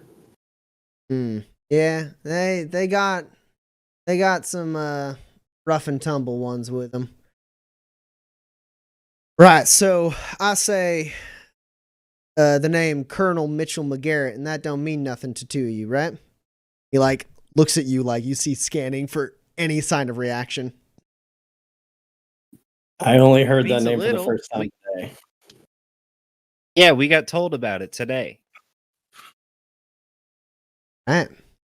Not at the point the way. Well, Good Saoirse wings. probably gave you the nice short version of everything. All right then.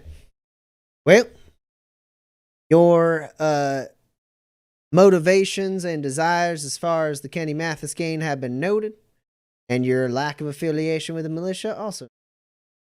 Seems like we'll get along just great. Glad to hear it. Yeah. Enjoy to your meet you. stay. Keep out of trouble unless I tell you it's all right. Will do. You have a good night, Sheriff. Night. And as we leave, I like him more than the Las Viudas Sheriff. Yeah, he didn't say nothing soul shattering to you or anything. Yeah, and the two of you are able to make your way back. Meanwhile, Porter, you enter the Golden Spike Saloon.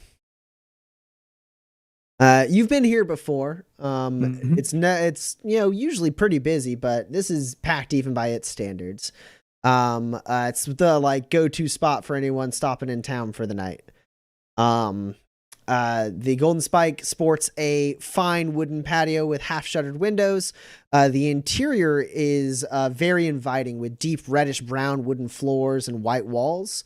And the front half the back half of the establishment kind of gets elevated slightly, and that's where all the games of chance and like poker tables and stuff are. And there's a little cage in the back where you can buy in for chips. But the front half, which is a little bit lower set, is where the long, well-stocked bar is and all the different tables and booths. And there's a staircase on your right that goes up to a small smattering of rooms that people can rent either by the hour or for longer term.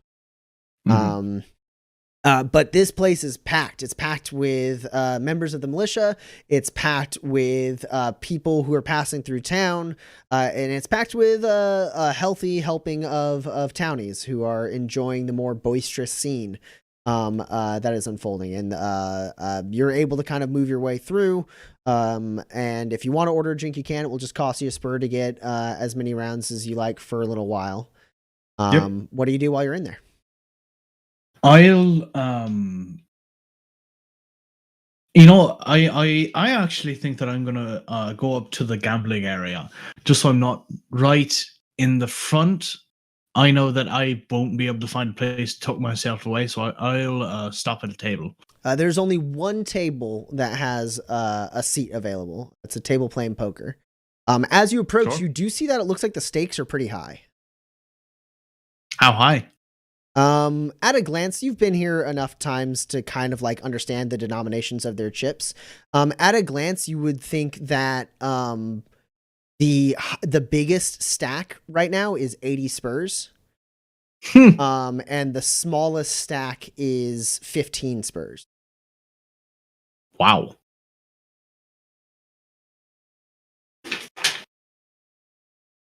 Well, in that case, I will stay in the front area. I don't have enough money to buy in. So you walk up and kind of like look, and you're like, ooh, No, forget that. And you make your way back to the front area, and you're able to like get a drink and drink a little bit and just kind of like sit around nearby the bar. Eventually, after a certain amount of time, you are able to get a stool. A stool does like open up, so you're able to kind of sit there. And it's not too long into the evening, enough to ride on your spur if you're not drinking heavily. No. But it gets a little bit longer in the evening. The crowd does thin out a little bit more and more. At a certain point, you could go to one of the lower stakes card tables at this point, as the crowds thin out a little bit. That one high stakes poker table stays steady the whole night. It looks like those people are professionals. And you recognize one of them. He's like an older gentleman. You think he's definitely affiliated with the bar in some way. And he seems to be having a good time playing poker, smoking a cigar and drinking. Crowd kind of thins out a little bit. It's still plenty busy. There's still stuff going on, people drunkenly singing, talking, etc. But eventually the stool beside you gets filled by Staff Sergeant Donovan. And I don't know that, right? Because I didn't get a description or anything. Well, you saw her. You saw her respond. Oh, right, Donovan. That's right. Yeah. And it's the same woman. She's got short cropped hair, almost like buzzed on the sides. And she sits down, her uniform like kind of opened up. And the like kind of lanky bartender walks over and is like, "What can I get you?" And she's like, "Hardest whiskey you got." She sets 2 spurs on the counter. And she says, "One for this fella too." Oh, cheers! Thanks so much. And he pours you both a drink, takes the spurs, walks off. She clinks glasses with you, takes a drink, kind of looks by your knees where the case is leaning against the countertop, and she goes, "Got something for me?" I suppose so. And I'll just kind of like slide it over with my foot. All right, then. Well, I got something for you to send back. Little sample of what we can offer. And she sets a small lockbox, not very large, maybe 3 inches wide, and like 6 inches long. A little wooden lockbox with a combination on it. She slides it over, taps it, and goes, "That should catch their attention. I'm sure it will. Y'all want to be in business with us. Brimstone's cooking up all sorts of new things." I've heard a thing or two. It does. What's up? I think without you having to roll, because you did a militia roll before and you only got the 1 success, but you at least know enough to know that there is a garrison, a militia garrison called Brimstone Garrison, that is I want to say like 1,000 miles away from Waypoint, roughly. Mhm. Kind of a centrally What- located garrison.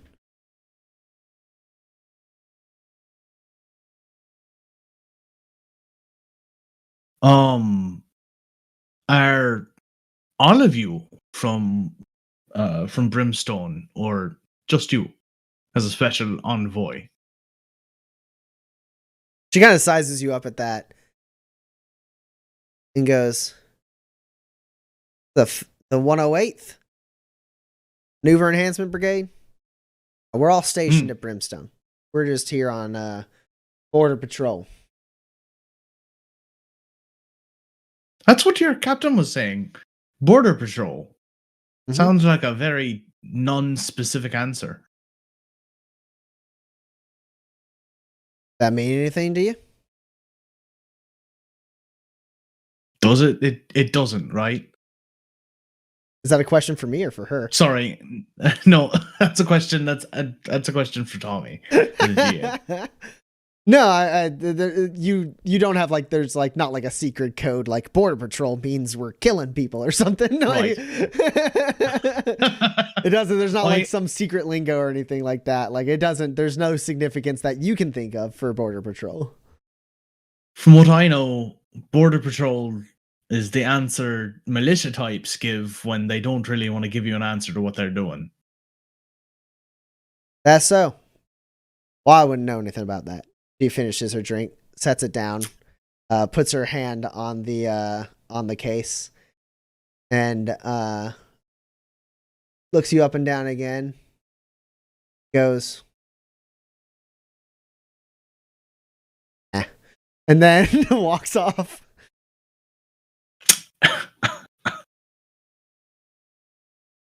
I'm not sure if I'm offended. I don't think I should be offended by this person. I am just a little bit offended, though. And now you have this And little lockbox sitting in front of you. I'll finish up my drink, maybe have one more, and then I'll head out as well. Okay. Gus and Dex, unless you're going anywhere else, you're able to make it back to the bed and brew.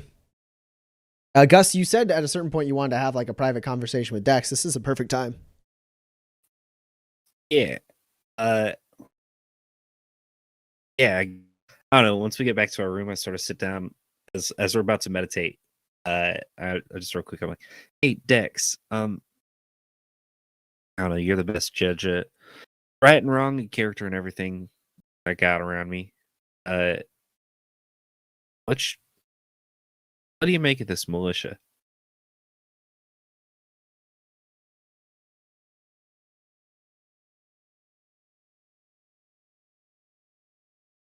Our captain seemed very concerned about appearing to be to the benefit of the people. But admittedly, this is quite a limited experience. It doesn't seem to have benefited Waypoint in any way, them being here. Yeah, and usually people who are concerned about looking like they're doing good are different than the people who are just sort of doing good. Because one of them don't need to talk about it. I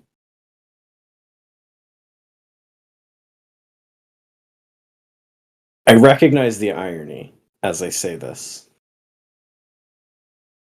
I am wary of a large institution of armed people bandying about authority.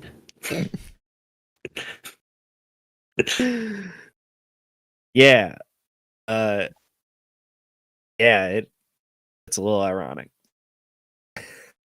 But, you know, On the other I trust you. hand, I've personally met most of the wardens of Silent Peak. I've met 5 militiamen, and 4 of them were assholes. Yeah, those are pretty bad numbers. They don't look too good.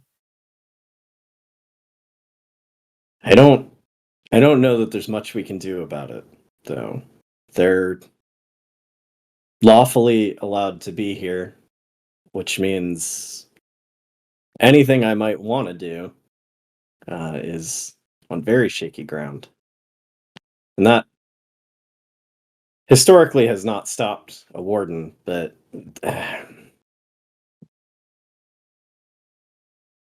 being an asshole in a bar does not warrant a death most of the time. Yeah, I was gonna punch him though. I was real close. Yeah, I got like less than lethal options over here. You know, I could sort of come in and do the soft work. I didn't want to shoot him over that. Yeah, you weren't gonna shoot him over that. I mean, you know, it wasn't nice, but yeah, I'm starting to get it a little bit. I mean, I don't care who you are. Nobody deserves to lose their life in a bar fight.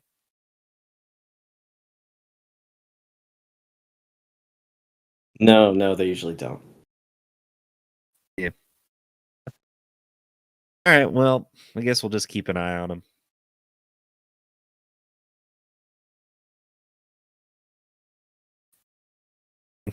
And then Gus just sort of sits down and starts meditating. Oh, sorry, did you have something? Yeah, I think Dex starts to meditate, and like before he can settle in, he's like, 80% assholes is a pretty bad ratio. Yeah. Yeah, it ain't good. And then Dex settles into his meditation. All right. With that, we're gonna end tonight's session. Night falls on Waypoint. Militia camp continuing to kind of echo even into the later nights. It's not Waypoint never gets dead silent, but it does stay a little bit more active this evening. As militia men and women cruise the town and go on patrol and do drills in the evening. All right, we're done.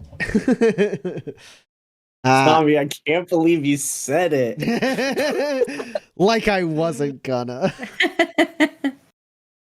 Oh, I lost it. Oh, I couldn't hold it together.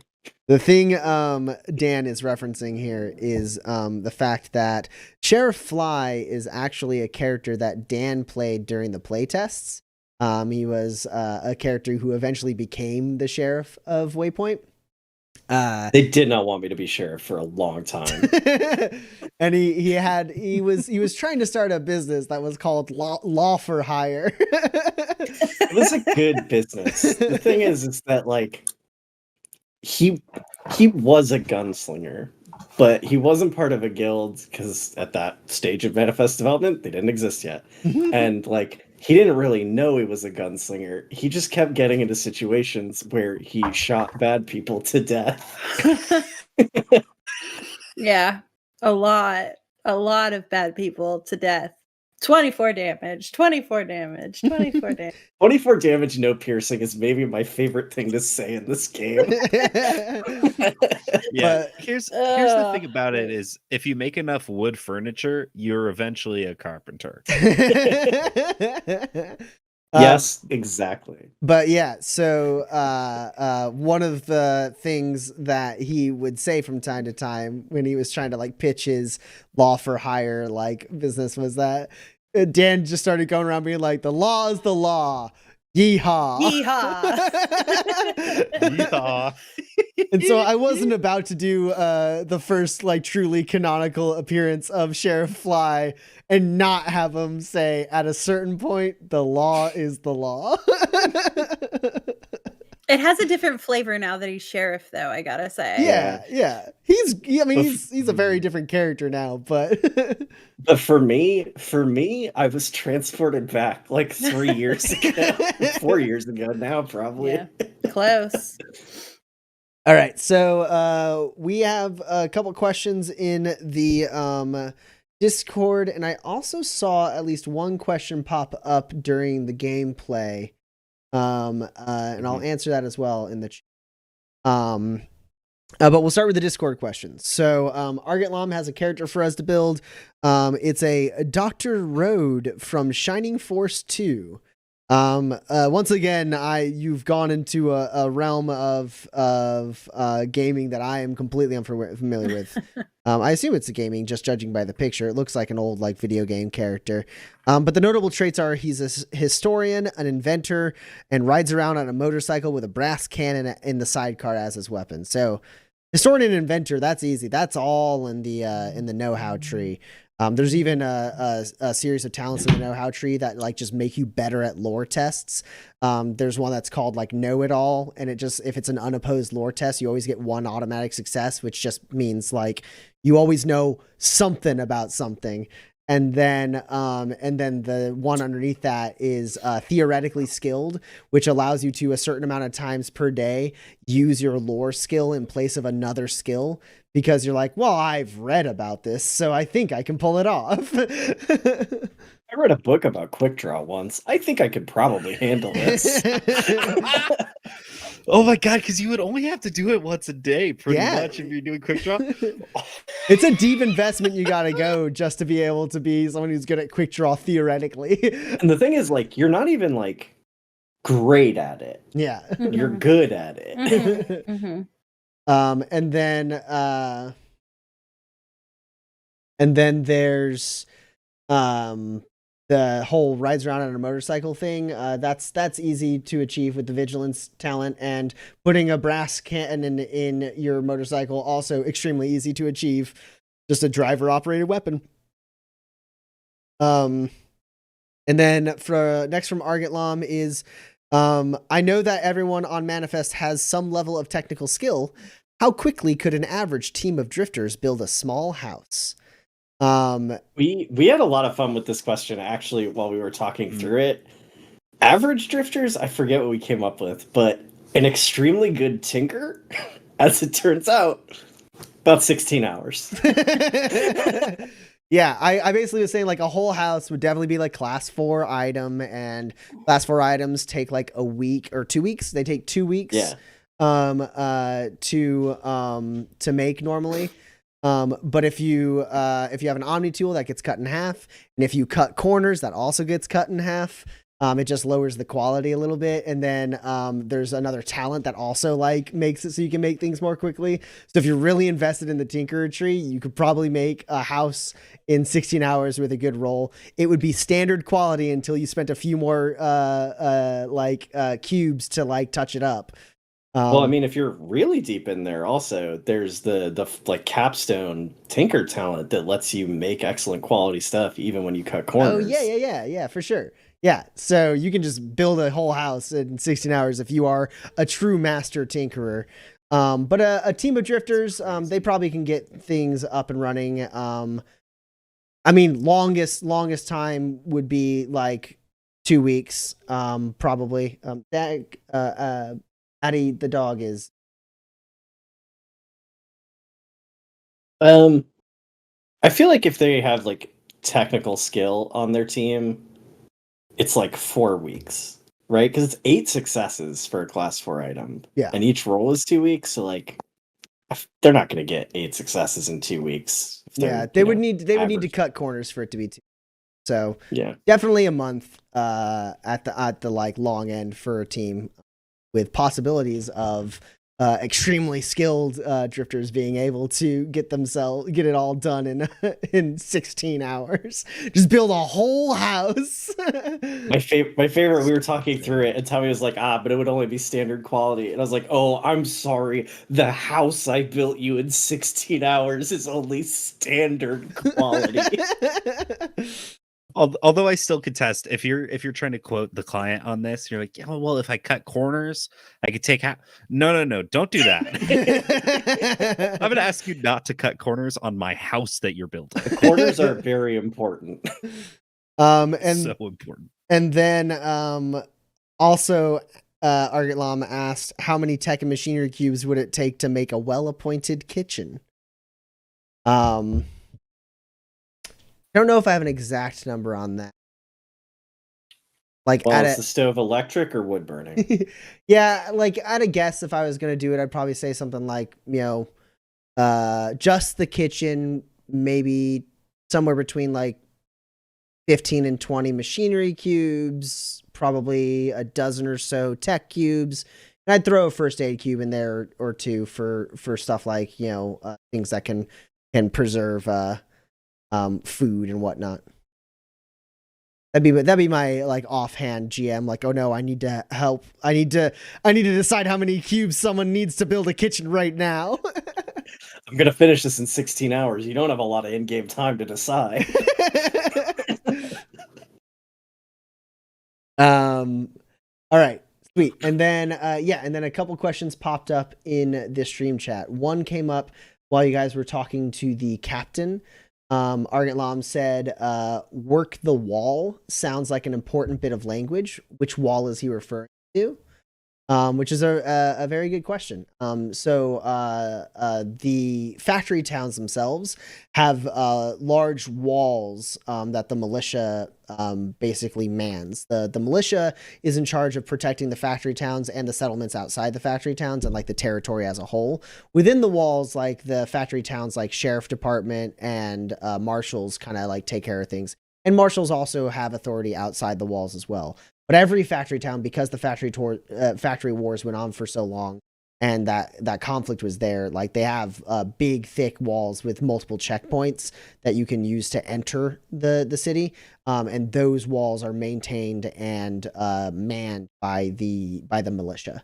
So what he was saying basically is that like once you get out of boot camp, you're supposed to work the wall for a couple of years, which basically is just like, civil engineering and a little bit of like civil service and like patrols that mean nothing because like it means nothing until until the Proto-Martyr crisis, which was like 20 or so years ago, where two factory towns were attacked directly, sieged by the Proto-Martyrs, this super technologically advanced cult that rose up and tried to lay waste to the Badlands. They attacked the factory town. So that was like the first time in a very long time that manning the walls actually required any combat skill.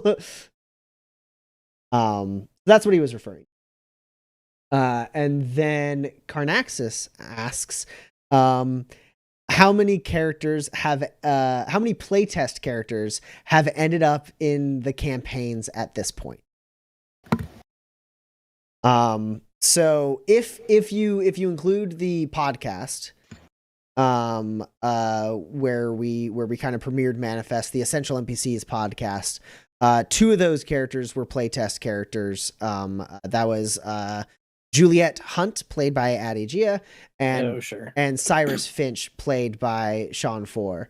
They were two of the most early characters, not the most early characters, but two of the most early characters in the playtests. Juliet being like the first gunslinger that we ever playtested, and Cyrus being being just like an iconic carny peddler turned grifter doctor. He was a little bit of everything, and caused all sorts of shenanigans and really helped shape the game. So those two characters are in the Essential NPCs podcast. They were original playtest characters. As far as stuff that's made it to the stream, I think it's just Fly. It might just be Fly. All of these people who they've been encountering, like the DeCastros and stuff, and like Saoirse Payne, these characters, these iconic like residents of Waypoint, they were there in the playtest. They came to like, they were NPCs, but they like were developed and fleshed out through the playtesting. Looks like maybe you thought of one, Roman? Yeah, as I recall the other day, Gus ran into a statue of Covert's character. Yeah, there were two. There were two. There was a statue that was kind of showing, and it had a bunch of it was a statue that kind of commemorated the sacrifice during the Battle of Waypoint, which was during the at the end of the Proto-Martyr crisis. and it was the old sheriff, Sheriff Samuel Sweets, and who was an NPC, but also Rusty Lockhart, who was a character played by Ryan Covert during the play tests. He was this kind of tinkerer cultist who like believed in like augmenting his body to be more like machine like and stuff like that, but he wanted to help defend Waypoint, and ultimately sacrificed himself when the Proto-Martyrs attacked. He managed to take out their giant siege weapon by wiring himself into it with his cybernetics and then blowing it up. Yeah, if you listen to the NBC's podcast season, we fight like a half functional Proto-Martyr Colossus in that season, and Rusty Lockhart killed a whole functional one. Yeah, climbed right up it and then wild. wired himself in, and then blew up singing augmented version of the Battle Hymn of the Republic. Yeah. The other person who I don't think they've been mentioned, but we haven't actually run into them, or at least had a scene with them yet, is the Fisher, who is in Waypoint. Yeah. Fisher Yeah, I Emil. want to say we mentioned him. Yeah. Yeah, there's Fisher Hangletter Emil, I think. Emil Or no, Hangletter. Emil Hangletter. Emil is his first name. Hangletter is his last name. He is a Fisher, which is a preacher of the Icthitarian faith. He was played by our very own Seth Lilly. Seth got another playtest character mentioned on the podcast. That's true on the podcast. Mhm. Which is Beak. Oh, Oh yeah. Fucking- technically, yes. We met a Beak. Beak can't Why help who not? he is. Beak Osler, a character that Seth played once, who was I realized that was the first time that was like the first time in a really long time after playing the Uncharted World season, like in a weekend, that I ever really played an RPG with Seth, was when he played Beak.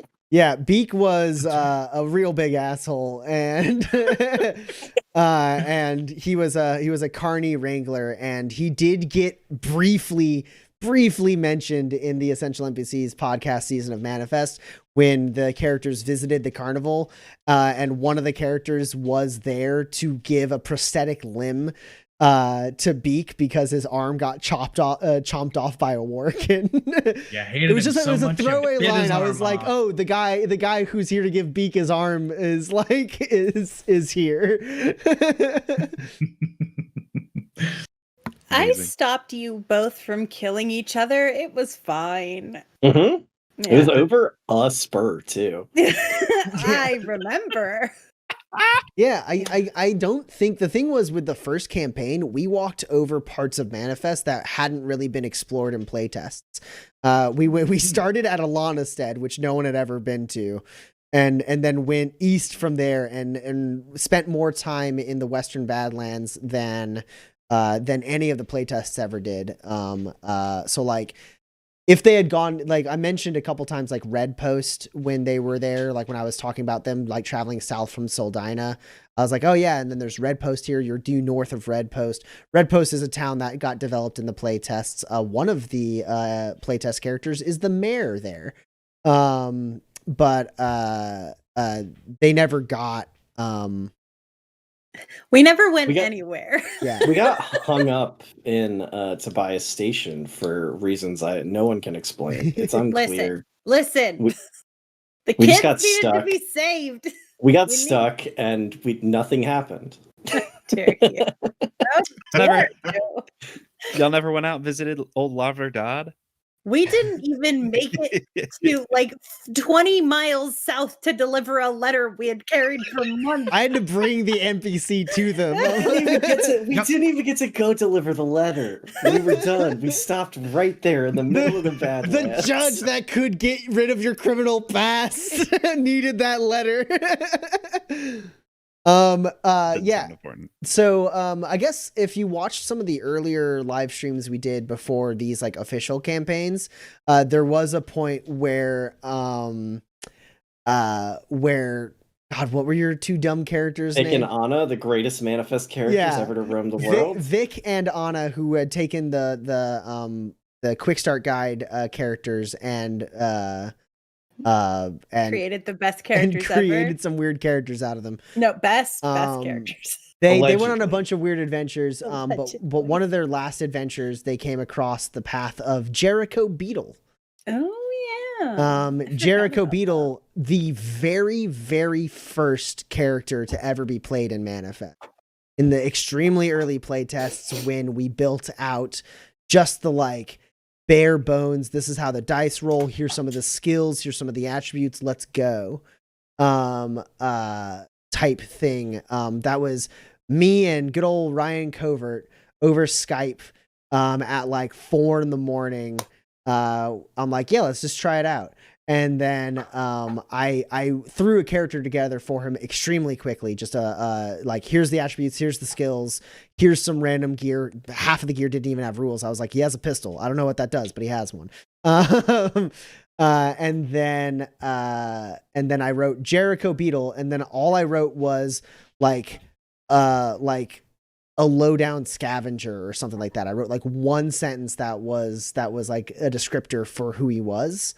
And then Covert made the most ridiculous character out of that little description. It was this weird scavenger who like talked to himself and like didn't just he talk to is himself. featured He talked to in his the book. Yeah, he is. And he talked to like inanimate objects. It's like he just like had whole conversations with like his wrench. Then later he found like the skull of a person and carried him around and was like having whole conversations. And then there's this really emotional moment when he was like pinned down by like raptors or something.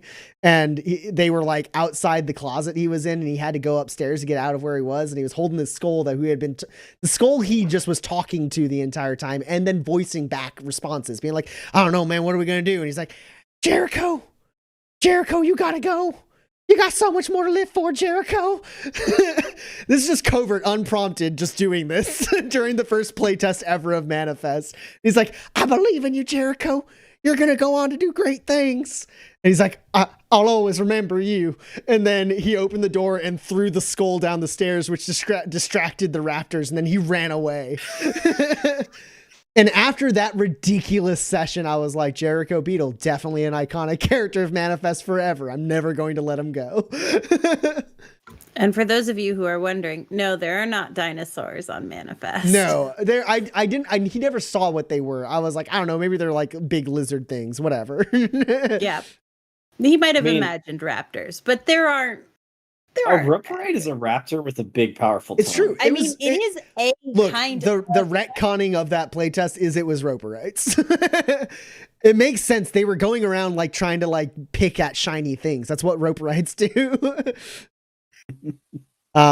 Yeah. So Jericho Beetle briefly showed up during the random Vic and Anna adventures, but hasn't shown up since, I don't think.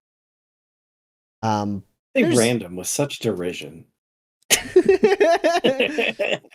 There's every chance that more playtest characters will appear. There's more than a handful of them from the playtest as well as the podcast, who are iconic, important characters to the fabric of Manifest. And since these 4 characters are in a more like Manifest meta centric area such as Waypoint, it's much more likely that they run into those people who have at least previously had a bigger hand in the like macro scale events of Manifest. I mean, there's also every chance that in future campaigns, the characters we play, like in the last one and this one, come up again. There was actually a point where I had to think very hard about how much of my grit I spent on the roll to like fix Tobias' station as station chief, because Tommy was like, it's entirely possible you get stuck there. And then like Roland's the station chief in the book. And I was like, that would be so cool, but antithetical to what the character would do. Yeah. So yeah. Those are the playtest characters who have shown up thus far, but there might be more. And we were talking about Fisher, Emil Hangletter, and Arget Lam asks, is that the same Fisher that a certain Silver Terror spoke to over the LRC channel in the Discord? In the Discord, we have a channel for people to kind of role play characters via the format of like sending public LRC like bulletins to each other. And Argitlam role played a villain of Manifest, and yeah, I do believe Seth jumped in there as Fisher Emil, swearing to end the Silver Terror, dusting off the old hook and going back to work. That's right.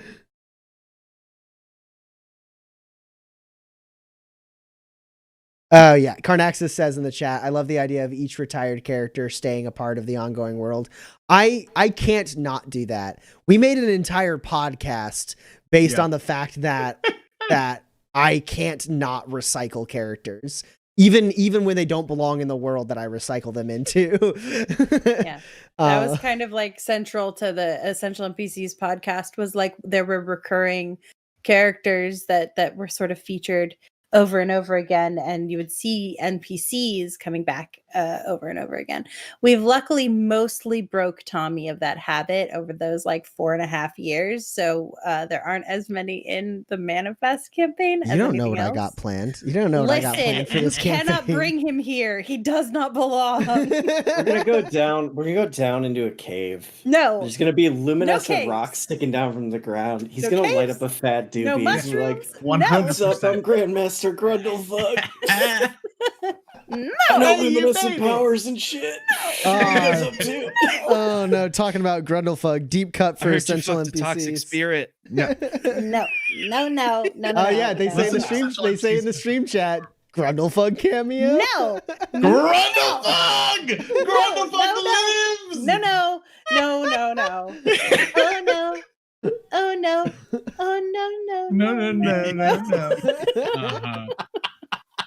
Uh-huh. Good. I mean, where do you shit. think Kinsey disappeared into that big No. big form last time? That's a good point. He That's definitely could have changed Grundlefug's his big name. weed smoke cloud. Hate all of you. Oh, I love it. Oh my god. This is great. Okay, I hate so everything. we've had a jolly good time. We did this last week. It felt pretty good. I'm interested in doing it again. We last week we randomly picked an RPG, a tabletop RPG Twitch stream to raid. We got 13 viewers right now. I figure why not? What? Can I give you a pro tip? We should give our end of stream spiel about how we'll be here next week, same bat time, same bat channel, before Smart. we send all of the Dan, do viewers. it. Dan, do it right now. No. Dan, do it. Also, Same bat time, same bat channel. Come catch us at 8 p.m. Central Time on Tuesday. yeah, we're gonna be back. The 16th, March 16th. We're gonna be back, and we'll continue with episode Come watch 6. us start a war, I guess. The start of war, and- probably. You don't know that. I said probably. If you have And if you have any ideas based on this note card that I wrote down in the middle of the stream that just says Manifest Teens, go to the Discord and help me figure it out. What? Okay. So if anyone in the chat has a RPG Twitch stream that's going on right now that they think we should drop y'all into, let's do it. Otherwise, I'm just gonna pick one at random. Oh, fun. And one other thing is that I think Tommy's streaming later this week, and we are going to play some video games. So if you want to catch us playing some video games, follow the Jolly Poncho. We also restream him here, but then he doesn't get the views. So just check it out. Yeah, pro tip for anyone if you're ever in a hosting. Timothy Wintergreen lives.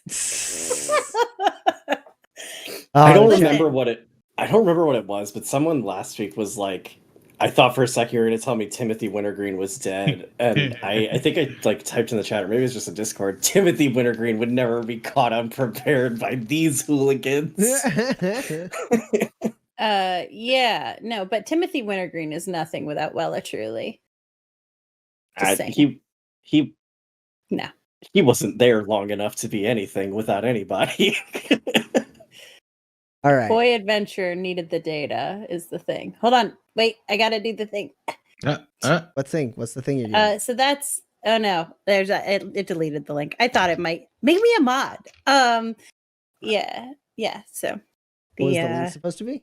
oh, it's just a link to your stream. Oh. So but I can't type it because I'm not a moderator. Yeah, so I'll put it in the Discord. I got it. Just gonna drop. Okay. So I don't know any of these channels that are streaming tabletop RPGs right now. I don't know if they're the kind of content that any of you watching us right now would enjoy, but it's always fun to throw at least a little bit of love around to other small RPG streamers. And this one, I believe I've heard mentioned in the Manifest Discord. It looks like they're playing the Lancer tabletop RPG, which I believe I heard at least a couple people talking about it. Honestly, it looks less like an RPG and a little bit more like well, they're in a combat scenario right now. There's a lot of hexes, but we're gonna go ahead and drop everyone in there. Maybe it's cool, maybe it's fun. I think I heard Lancer as a thing. I think it's like Gundam fighting and stuff like that. So where's the go? Yeah. So we're gonna go ahead and raid them. Let's go. So jump in there, throw some kins or some porter and sunglass emotes in their chat. Smash it. In that chat, if you think it's fun, maybe follow this channel if they seem cool. Also, if in the future you have any channels that you think might be fun for us to do, let us know. This is a thing we want to do just to kind of spread the love around, or get some more tabletop streams going on Twitch. Don't forget to like and subscribe. Hit that button. Do it. You won't. Smash it. Yeah. And we'll see y'all next week on the Same bad time, same bad channel. Woo! Yeah. All right, let's jump in. Wee! 3, 2, 1, go! Yeah. Eye of the raid. Oh, everyone's getting ready. I can't raid yet. 8 viewers are ready. 10 viewers are ready. Oh snap. Oh snap. Oh snap. All right, let's jump in there. Thank you all for watching. We love you so much. Let's see how fun the Lancer RPG looks. Whee! And we raided. Coolio. I'm I'm there. raided. Yeah. There it is. Yeah, Raiding with a party of That's 10. wild, yeah. That's a lot of hexes. Told you it was a lot of. It looks pretty rad though. I do Well, see some plenty. Big Macs. Yeah. I'm gonna put a porter in the I chat. put some porters in the chat. Yeah, for sure. Orders in the chat for Chaboy. Are we still streaming on our channel? We are. I'm gonna go ahead and throw his Oh. orders in the chat.